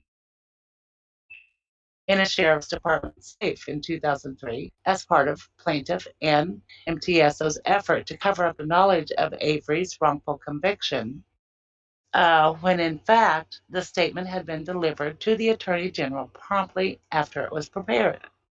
This contention misrepresents what Glenn actually said, but that doesn't matter because Colborn signed a sworn declaration on the verge of his deposition averring that the sheriff at the time told me that he would put the statement in a safe.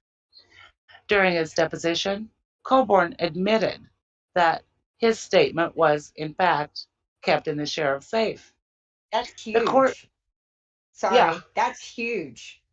Yeah. Yep. The court need not concern itself further with this statement. Let's see, which cannot serve as the basis for Colborn's defamation claim. As for Ma'am's other 4 affirmative statements challenged in the SAC, none be reasonably understood as an assertion of fact by Netflix. Let's see, SAC 37 challenges the use of Buting's statement in an interview that if they would be willing to go that length of planting the key. However, Buting's statement here, his opinion really, is consistent with what he argued at trial, and no reasonable viewer would understand it as a statement of fact by Netflix. Footnote 10, that Colborn based his claims in part on this falsehood and maintained it through 3 iterations of his complaint and years of litigation speaks volumes about his suit's lack of merit. Mic drop. Yeah. Wow.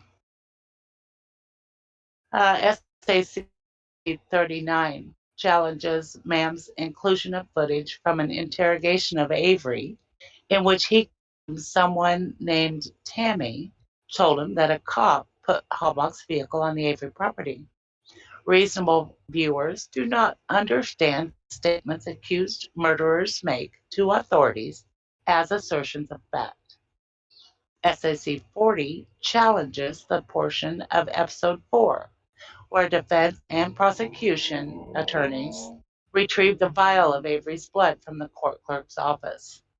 Contrary to the SAC's false contention, this was not a dramatic reenactment, but rather footage of actual events as they unfolded. In that sense, the footage is absolutely true. Buting's speculation that the hole in the rubber stopper was an indication of tampering would not be understood by reasonable viewers as a statement of fact and does not even refer to Colborn. Yeah. SAC 48 challenges an out-of-court statement by Buting responding to the notion that framing Avery would require a conspiracy among a large group of people to succeed. Buting muses that 2 people could have done this easily enough if they had the motive to do it. Maybe 1 even. Who better than a police officer would know how to frame somebody? This statement has the same gist as the portion of Buting's closing argument shown in episode 8. In addition to these statements by Avery and his lawyers, Exhibit A to the SAC lists dozens of other statements by Avery and supporters that Colborn claims would be understood by viewers as authoritative statements of fact. But viewing these statements in the context of the entire documentary, as required, demonstrates that no reasonable viewer would understand them that way. As the documentary shows, and as Colborn acknowledged at his deposition, Avery claimed he was framed by Colborn and other law enforcement officers, and there were some in the community who believed that. Avery's backers are not presented as authoritative sources of accurate information, and contrary to Colborn's baseless contentions, MAM balances its use of pro-Avery statements with plenty of rebuttal footage.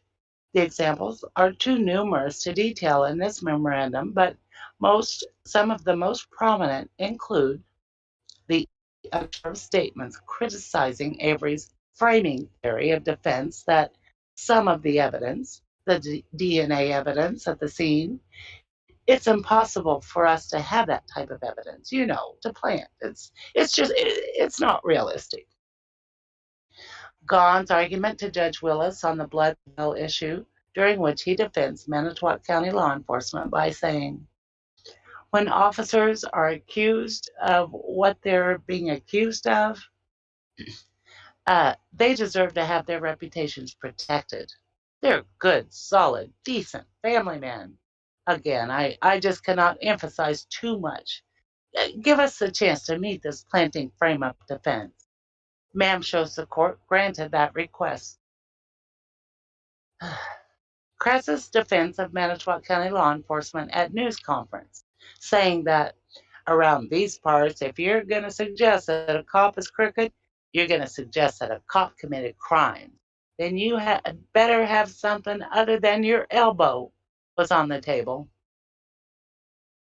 I read that right. In this case, to suggest that these police officers planted evidence with nothing, that is not with one shred, at least anything that I've seen that approaches evidence, that I think it's absolutely deplorable. Fit into it. I couldn't help myself. Sorry. That's fun. That's hilarious. Hey, does anyone else think that Lita Walker is intentionally picking out them defending the officers, but picking out specific segments that really show just how I don't what's the word I'm looking for? Like how you read what he said about having more than just your elbows on the table. Like that's such a lame ass defense of a cop. It's ridiculous. Yeah, I think she's trying to let the judge know, hey, he was framed. They got caught. I think but I think she's Lita she's being she's so candid in her descriptions of how she is able to, for lack of a better word, wordsmith this document that she's written here. She's so good at it. It puts you there. She's like you had actually just said a few minutes ago, Christina. It's almost like reading a book. She's so well written. Yeah, it really is. Mm-hmm. It shows that making a murderer didn't do anything but report what happened, right, in real time. And it also shows just how awful this case is from the perspective of having justice served. And they don't like being called out, which is exactly the catalyst of what MAM is. As I've said before, it is a huge catalyst for our justice system in America, maybe in other places of the world too, in their own unique way. of the under the things that go on that we don't. The public doesn't ever really see that goes into in the investigation, and then the cops presenting this shit to the prosecutor, and he decides to makes a decision on what to do. Yep. Case 10 says, so is Colborn the only one who isn't a reasonable viewer? Sure seems like it. Yeah, right. Well, hey, don't forget, he hasn't even watched it. Exactly. Not all of it, yeah. Anyway, it makes He no watched sense. a total of an hour and a half or an hour and 15 minutes or something. Is what something ridiculous. It was virtually nothing. No way. Yeah. Sorry. Yeah, brother.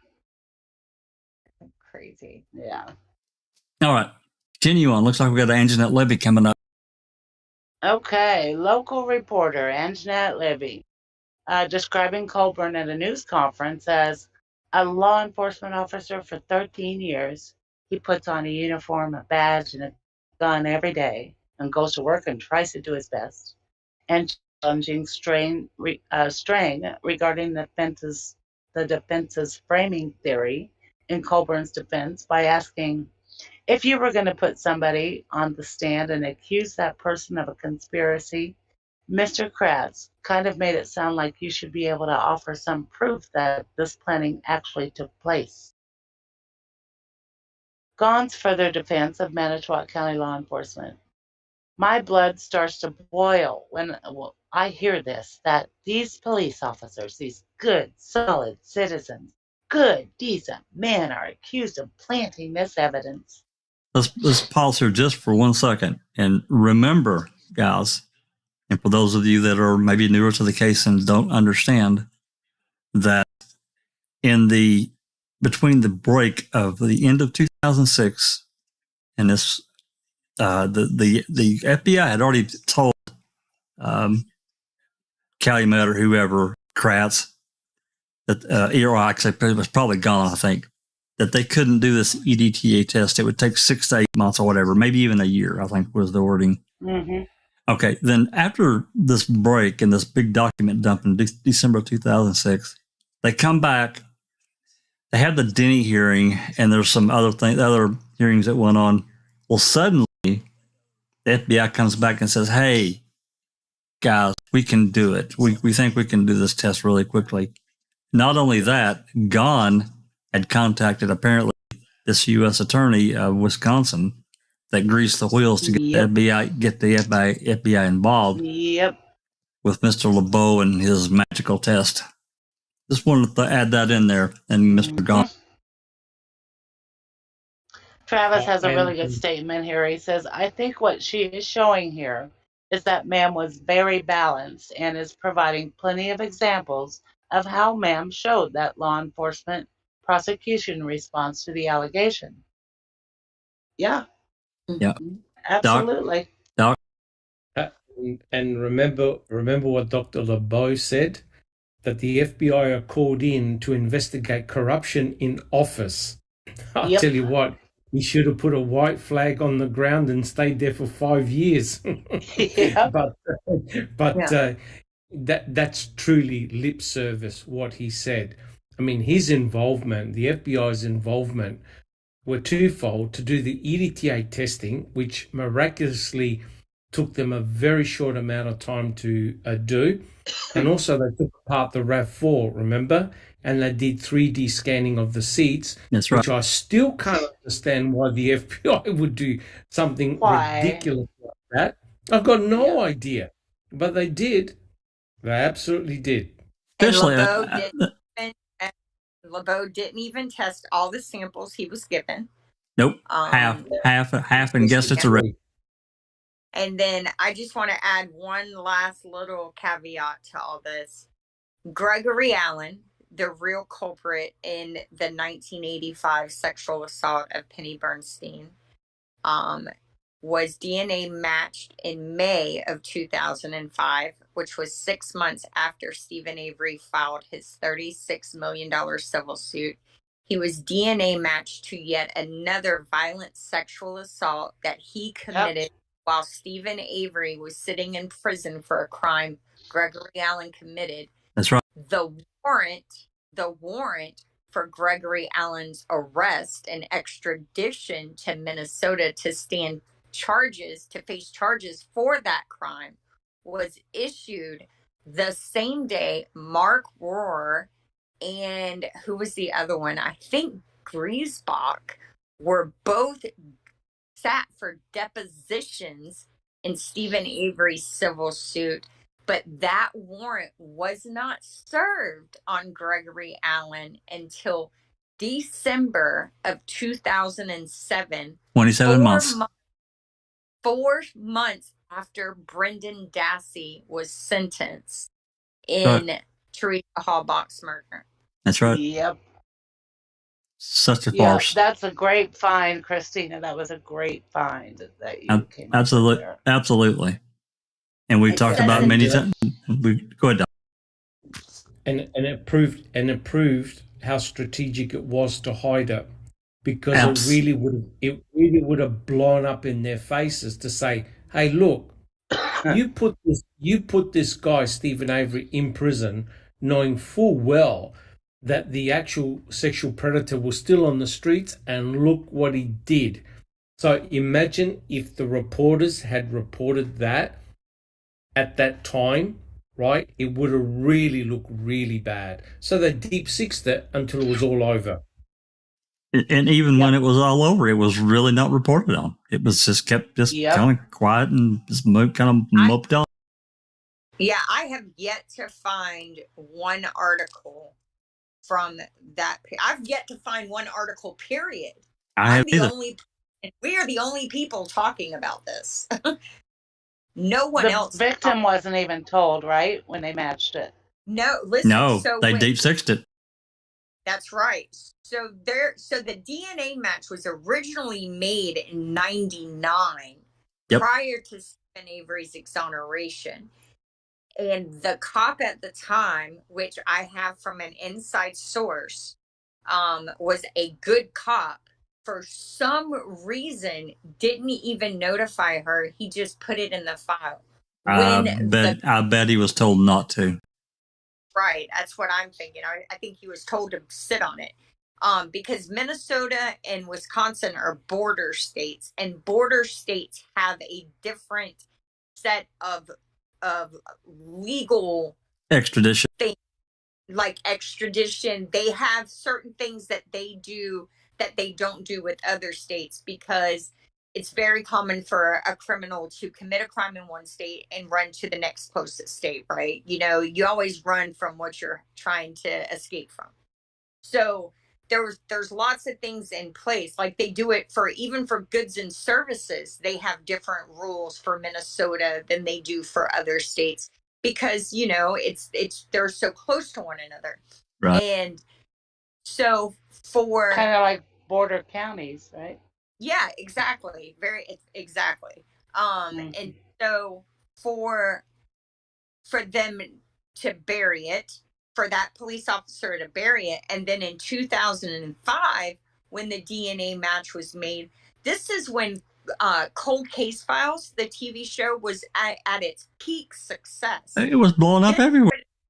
Yeah, this would have been a great case to highlight why money needed to be allocated to test old rape kits, right? To solve these cases, to bring closure to victims, to make sure these criminals never see the light of day. Instead, they bury it. When he does finally go in front of the judge on this case, he gets a sweetheart of a deal. He's already done his time for this assault. He's sitting in a Wisconsin prison serving out his probation for this case. He's already done his prison sentence. And all that says to me is they don't want people to know. They don't. No, because it totally undermines their entire narrative of, you know, it was a mistake. We didn't know, you know, we never would have done it intentionally. Stephen Avery is the baddest guy in Manitowoc County. He's the serial offender. when in reality, that's the furthest thing from the truth. Stephen Avery is a ignorant, at the time, Stephen Avery was a young, aggravating, dumb kid who he had a horn on his van that was like one of those loud horns, and he would go around honking it. He drove everybody crazy. But he was not, even out of his brothers, he wasn't the baddest one. No. His brother had longer raps than he did. Yeah. They were the ones committing the sexually violent offenses. But nobody's talking about that until we got the records and actually reported on it.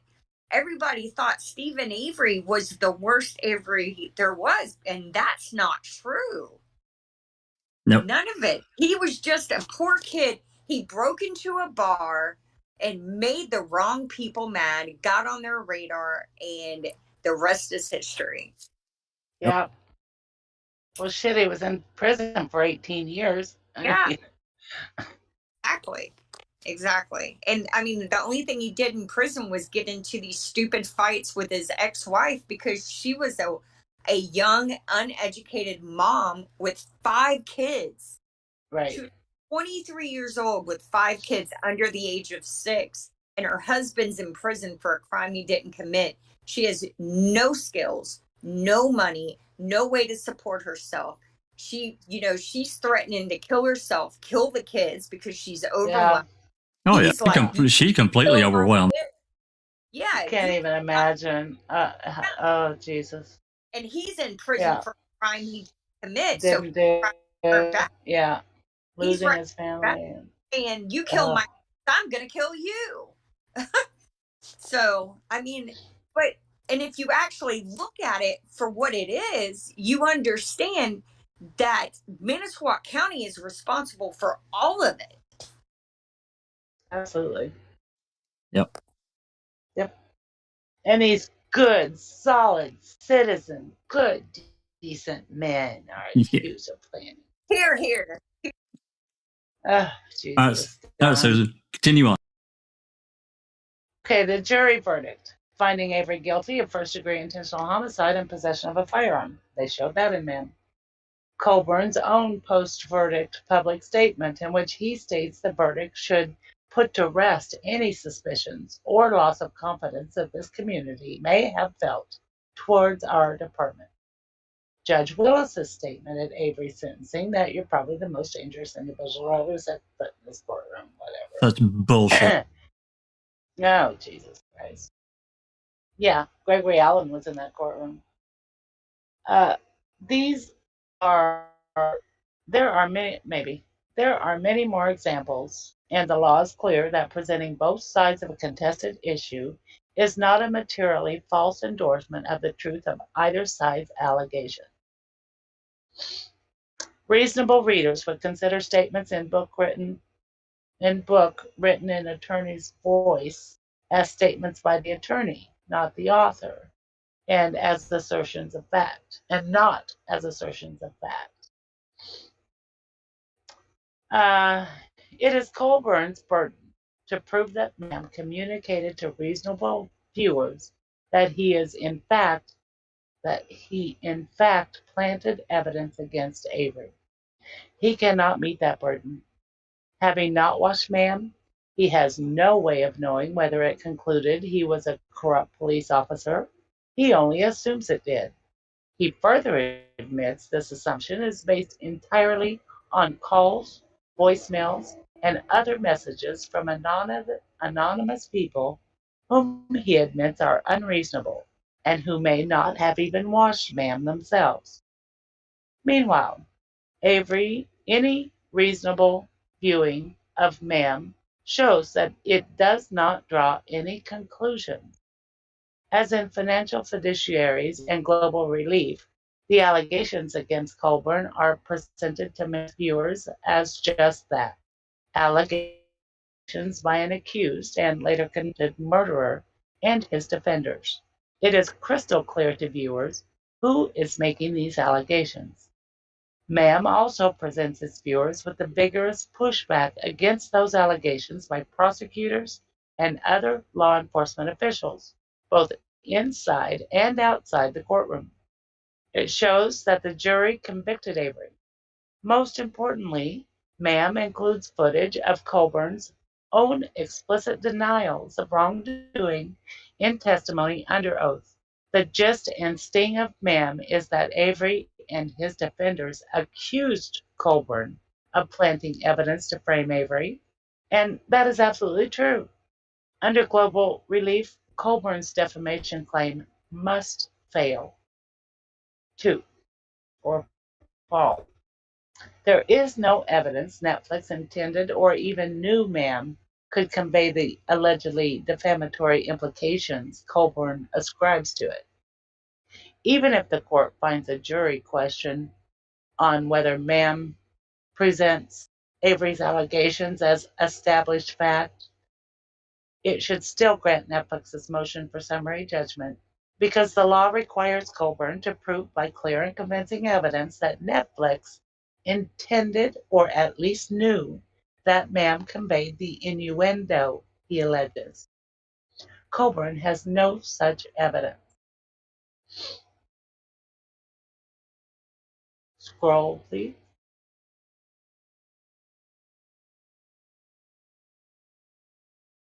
In Sames, the court decided the construction of the publication was a jury issue, but they affirmed summary judgment for the defendant anyway, holding that no reasonable jury could conclude that the defendants either intended or were reckless with regard to the potential falsity of defamatory inferences which might be drawn from the article.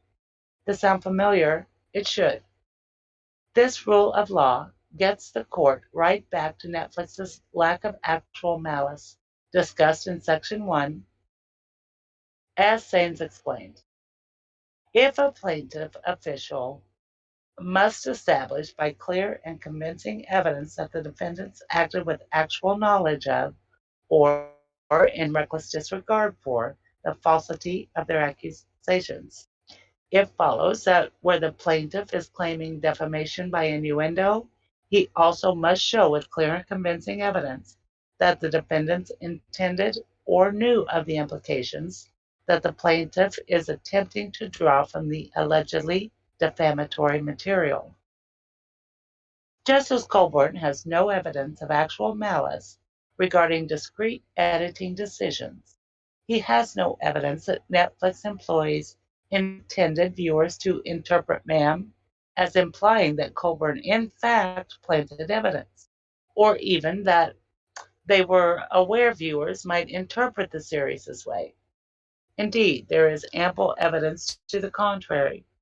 Del Deo unequivocally denied that Ma'am somehow asserts that Colborn planted evidence to frame Avery, and Nishimura likewise avers that she never intended for Ma'am to convey that Colborn was in fact guilty of planting evidence, and does not believe that viewers would understand either the series or Netflix to be making such a statement.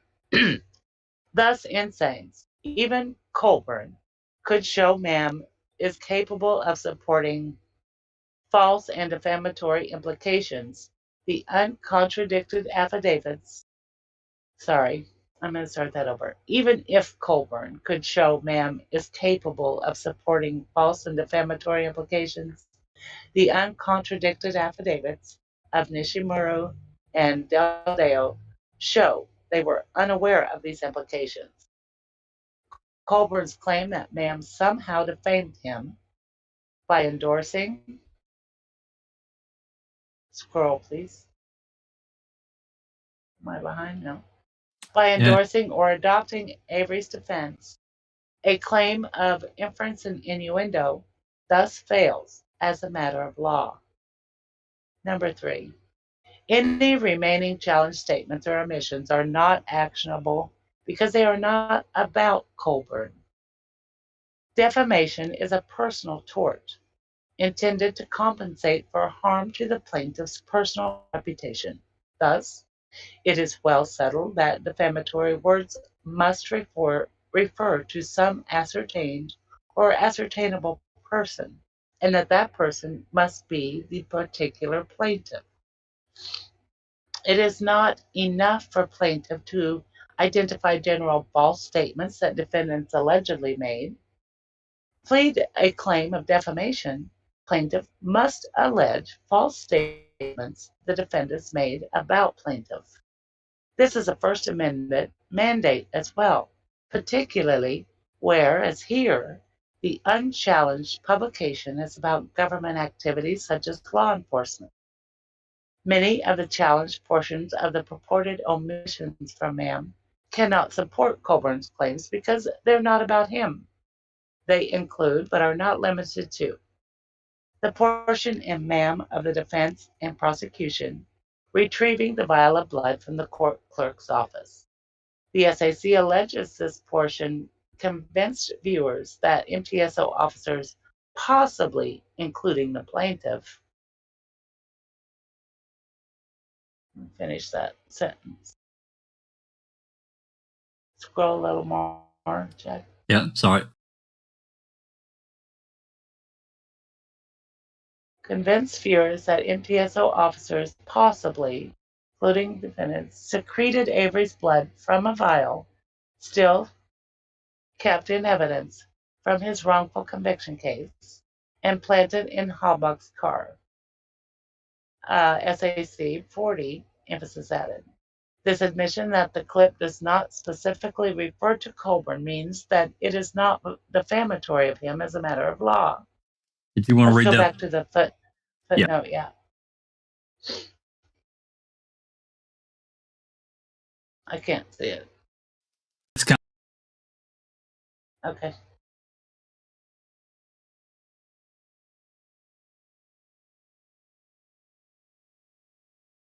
Okay. Footnote 11. In the interest of space and time, and because Netflix is confident that after extensive discovery, no evidence exists to show the requisite knowledge or intent required by Sands and Woods, it does not belabor here the opinion defense raised in its motion to dismiss, which was based primarily on Riley. However, to the extent the court disagrees, Netflix reserves the right to revisit the opinion defense at trial or on appeal. Moreover, although Riley was, at its core, a decision based on the opinion doctrine, it contains many statements of law relevant to this case. Netflix encourages the court to read the opinion in its entirety.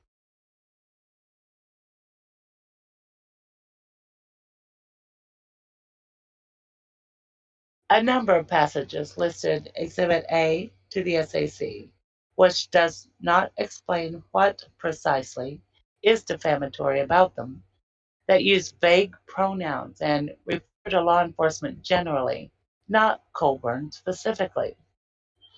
Similarly, Exhibit A cites statements by 3 unidentified patrons of a Manitowoc tavern expressing their belief that the MCSO was corrupt and framed Avery without singling out any particular deputy. Exhibit A also cites a statement by Avery that does not say anything about anyone. Quote, sometimes I just wonder, I don't know, it's just hard to take all in, end quote. All of these allegations fail because under Wisconsin law, certainty as to the person who is defamed must appear from the words themselves, for no innuendo can render certain that which is uncertain. Relatedly, in paragraph 46 and 47 of the SAC, Colborn points to a number of supposed omissions and distortions in MAM, none of which is actionable because all are about Avery, not Colborn. The notion that their inclusion would have convinced viewers of Avery's guilt is irrelevant. This is so for a host of reasons, including because their respective culpabilities are not mutually exclusive. It is entirely possible that Avery was both guilty and law enforcement planted evidence to ensure his conviction.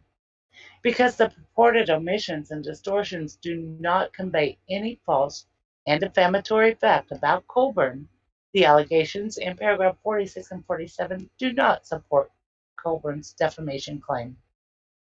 Number 4, Colborn's intentional infliction of emotional distress claim has multiple fatal flaws. Well, this should be good. Colborn's IIED claim fails because it is derivative of his defamation claim, which, as shown, supra, fails as a matter of law. Colborn cannot recover for IIED based on speech that is not false and not made with constitutional actual malice. Moreover, because MAM documents issues of public concern and is not defamatory, the First Amendment bars Colborn's IIED claim. But to the extent some portion of Colborn's defamation claims survives summary judgment, dismissal of his IIED claim is still appropriate. An IIED claim requires proof, 1, that the defendant's conduct was intentioned to cause emotional distress. Number 2, that the defendant's conduct was extreme and outrageous. 3, that the defendant's conduct was a cause in fact of the plaintiff's emotional distress. And 4, that the plaintiff suffered an extreme, disabling emotional response to the defendant's conduct. Colborn cannot prove any of these elements. First, under Wisconsin law, it's not enough to prove the defendant intentionally engaged in conduct that caused the plaintiff emotional distress. The plaintiff must show that the conduct was engaged in for the purpose of causing emotional distress. There is not a shred of evidence in the record that would indicate Netflix acquired and distributed MAM for the purpose of causing Colborn emotional distress. Rather, Netflix licensed MAM because it is in the business of distributing important, compelling documentaries, and it believed MAM to be one. Second, even if Netflix could be liable for defamation in this case, merely making defamatory statements about someone is not extreme and outrageous behavior. Dismissing IIED claim for lack of extreme and outrageous behavior while allowing defamation claim to proceed. That's from a site. Can you scroll up, Jess? Please. Third. You want me to read that? Yeah, go ahead. Okay, third. Colborn cannot prove cause and fact. Like many a defamation plaintiff before him, he is prone to blame everything that has gone wrong in his life on the content in suit.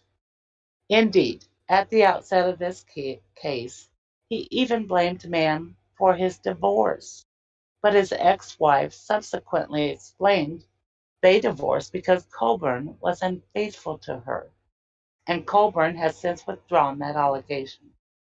Meanwhile, he admits there may have been many intervening and superseding stressful events in his life over the past 2 decades, including the trial itself, which he admits was emotionally difficult. Others have also attested to the trial's emotional impact on Colborn. Good God, look what it did to Kratz. Made him take drugs and wrecked his life. And sexed, yeah. Okay. Defamatory statements by a host of third parties, both during and for years after trial, including Avery's attorneys and a journalist named John Farrat, whose articles, Colborn claims, led to death threats. Maintenance of an extramarital romantic relationship, the end of a 30-year marriage, and estrangement from his children and from his ex-wife's relatives, whom he had long considered family, because of his affair and divorce. That might that might cause him some stress. Yeah, you think? Oh my God. Great. This is great. Given the sheer number and severity of the stressors in Colborn's life, he cannot prove cause in fact, and certainly he cannot do it without expert testimony, which he does not have.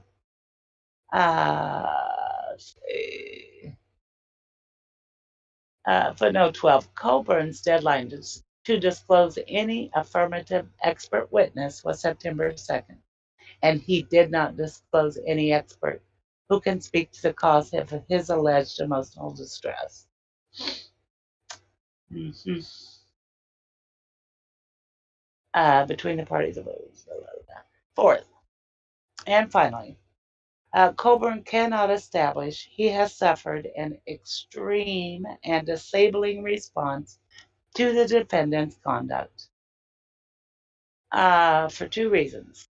First, Netflix's conduct here was to release a documentary, one which Colborn admits he has not even watched. So whatever his alleged response, it was not to ma'am. Second, Colborn does not have evidence of the damages sufficient to take this claim to a jury.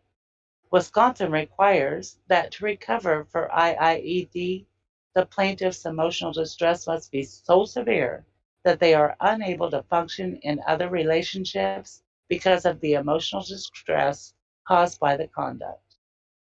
The record evidence shows that if Colborn suffered any distress at all connected to ma'am, it was by no means severe. After ma'am premiered, he voluntarily retired from the MCSO, received a going away party and well wishes from friends and colleagues, and landed another job. He took a leadership position in his church where his fellow parishioners supported him, and he testified that ma'am did not prevent him from striking up a romantic relationship with a woman who was not his wife, an affair which was the triggering event for his divorce rather than ma'am. Meanwhile, even today, he admits that any physical manifestations of his alleged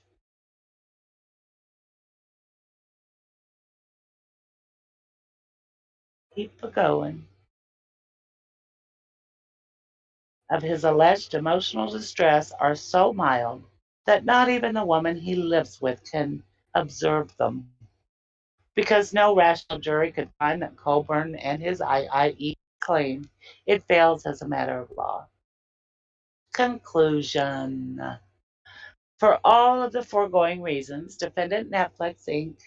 respectfully requests that this court grant its motion for summary judgment and enter an order in its favor on all counts. From the wonderful Lita Walker. I can't imagine how they won't. That's a hell of a document, and Jesus. I just wanted to just briefly say something here. I could have cherry picked through these and just picked out some here and there, some interesting things. But for me, and I'm hoping for those listening and following along, it's important to understand where Netflix is coming from, because they're the ones really being sued. They're the ones with the really deep pockets, right? So I thought it was important that we read through these, their basis for asking for summary judgment, and it lays an outstanding groundwork. She's so good. Oh my God. To me, it's an absolute waste of our court time. Oh, the lawsuit. Oh, yeah, absolutely. Yeah. Jesus. And look at all the money that's being spent. And God. The way she's laid it out, it's totally ridiculous. Hundreds of thousands of dollars. Yeah. We've lost just Rhonda. I think she may have conked out on us. I know she had to work today. Yeah. Looking here. She said she said earlier she's going to fix the coffee maker, reprogram it. That means she's drinking coffee. She laid down yeah. No, she programmed it for the morning, Jack. Oh, damn it. Son of a gun. Okay. Well, let's see. Let me take a look here.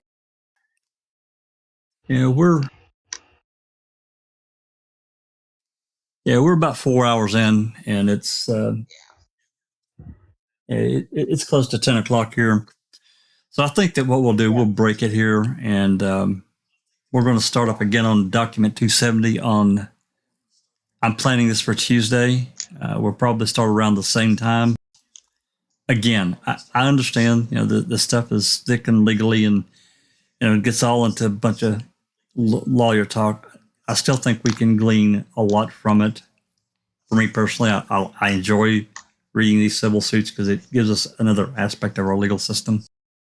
Now, is this the other defendant's motions for summary? 270 is a statement of stipulated facts, stipulated material facts, and this one is by, let me see.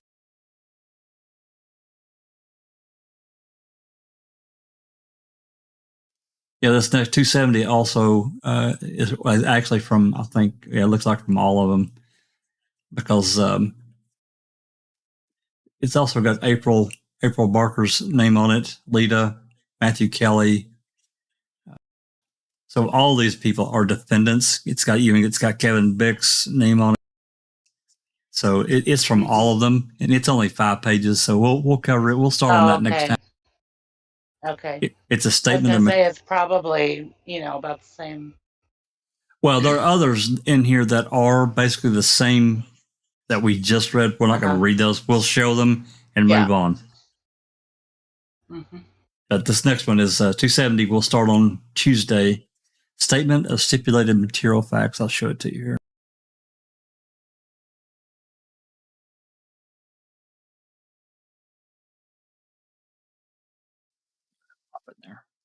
This is 270. This is where we'll start on Tuesday evening, afternoon, morning, depending on where you're at in the world. I know Doc had to step away, take care of some business. But it's right at 10 o'clock here, 9 o'clock for you. And, people have to work tomorrow, and I understand that. So I don't want to keep everybody on. I'm hungry and tired. Yeah, I'm sure you are. We're glad you're back. Glad Christina's back. It's, it's good. Did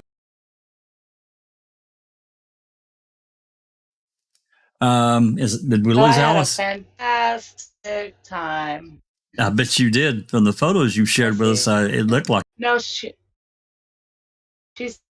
dozed off for a while. She's there. Yeah, it was great. Great music festival. It looked like just a blast. Yeah, looked like some pretty good food there too. There. Oh, fantastic food, fantastic people, great music. It's just wonderful. Yeah, awesome. Hotter than hell, but it was fun. Yeah, I tried to send some cooler weather down to you, but not too cold. But obviously that didn't work. We had cool weather the first a couple of nights, but it heated right back up. Hey guys, sorry guys, I dozed off for a wee bit there. I went about the half hour. Susan's voice was just so soothing reading that. Sorry, I put you to sleep. I don't get. And I've not been sleeping right for the last wee while anyway, but your soothing voice must have just nodded me off, Susan. And then it got really loud and I heard Jack and I was like, oh shit, I've dozed off. I don't get it, Alice. It's only 4 a.m. there. I'm not sure why you would be drifting off. I mean, or 5 a.m., whatever. 4 a.m., right? Right. 3. Oh, 5 hours. That's right. Oh, that reminds me, we've got daylight savings time coming somewhere around the 1st of November here again. I wish they would just do away with it. Just end it. Just the daylight savings time. You get an hour's sleep now, so it's yippee. Yeah. Anyway, I've just kind of been trying to scan through here. I don't really see too many comments. I want to thank everyone for coming along. Travis, your input's always valuable. Our legal minds, Cherie, you too. absolutely invaluable to us to help us understand certain things that that are legally. Bethany says, "Hey, I play foul play to fall asleep." Dude, that's funny. It's like reading a book to sleep. There you go. Hey, yeah, I've done. I gotta admit, I've done it too. I've listened. I have too, and put myself to sleep. In fact, I did it the other night to RW reading with the crew. I did it last night, I think. Want to thank our mods, Catnip, the wonderful Catnip, and Dark Side. Dark may be asleep by now because she generally conks out too. So anyway, so I'll schedule for 5:45 Central Time Tuesday. We'll start again, and we'll get as far as we can. Again, I don't want to keep everybody up all night reading this stuff, but I want to get through it. Some really good stuff coming. So I think with this document here is a really good basis and shows. I think they're exactly right. They haven't shown anything. No, nothing with teeth. Nothing. No. Zero, in my opinion. Yep, I agree. All right. With that, just a second. Damn phone. And I do think, he's been manipulated by BS in Wisconsin, whatever that is. Yeah. Absolutely. Andy was used. Yeah. Andy was used. Yeah. Again. Yeah. And this time for other reasons, but used. Yep. Yep. Alrighty. Anyway, with that said, if you like what we've done, what we continue to try to do, give us a like and a subscribe, turn the bell on so you guys know that when something's coming. And we'll start again on Tuesday. And with that, this has been a Foul Play production.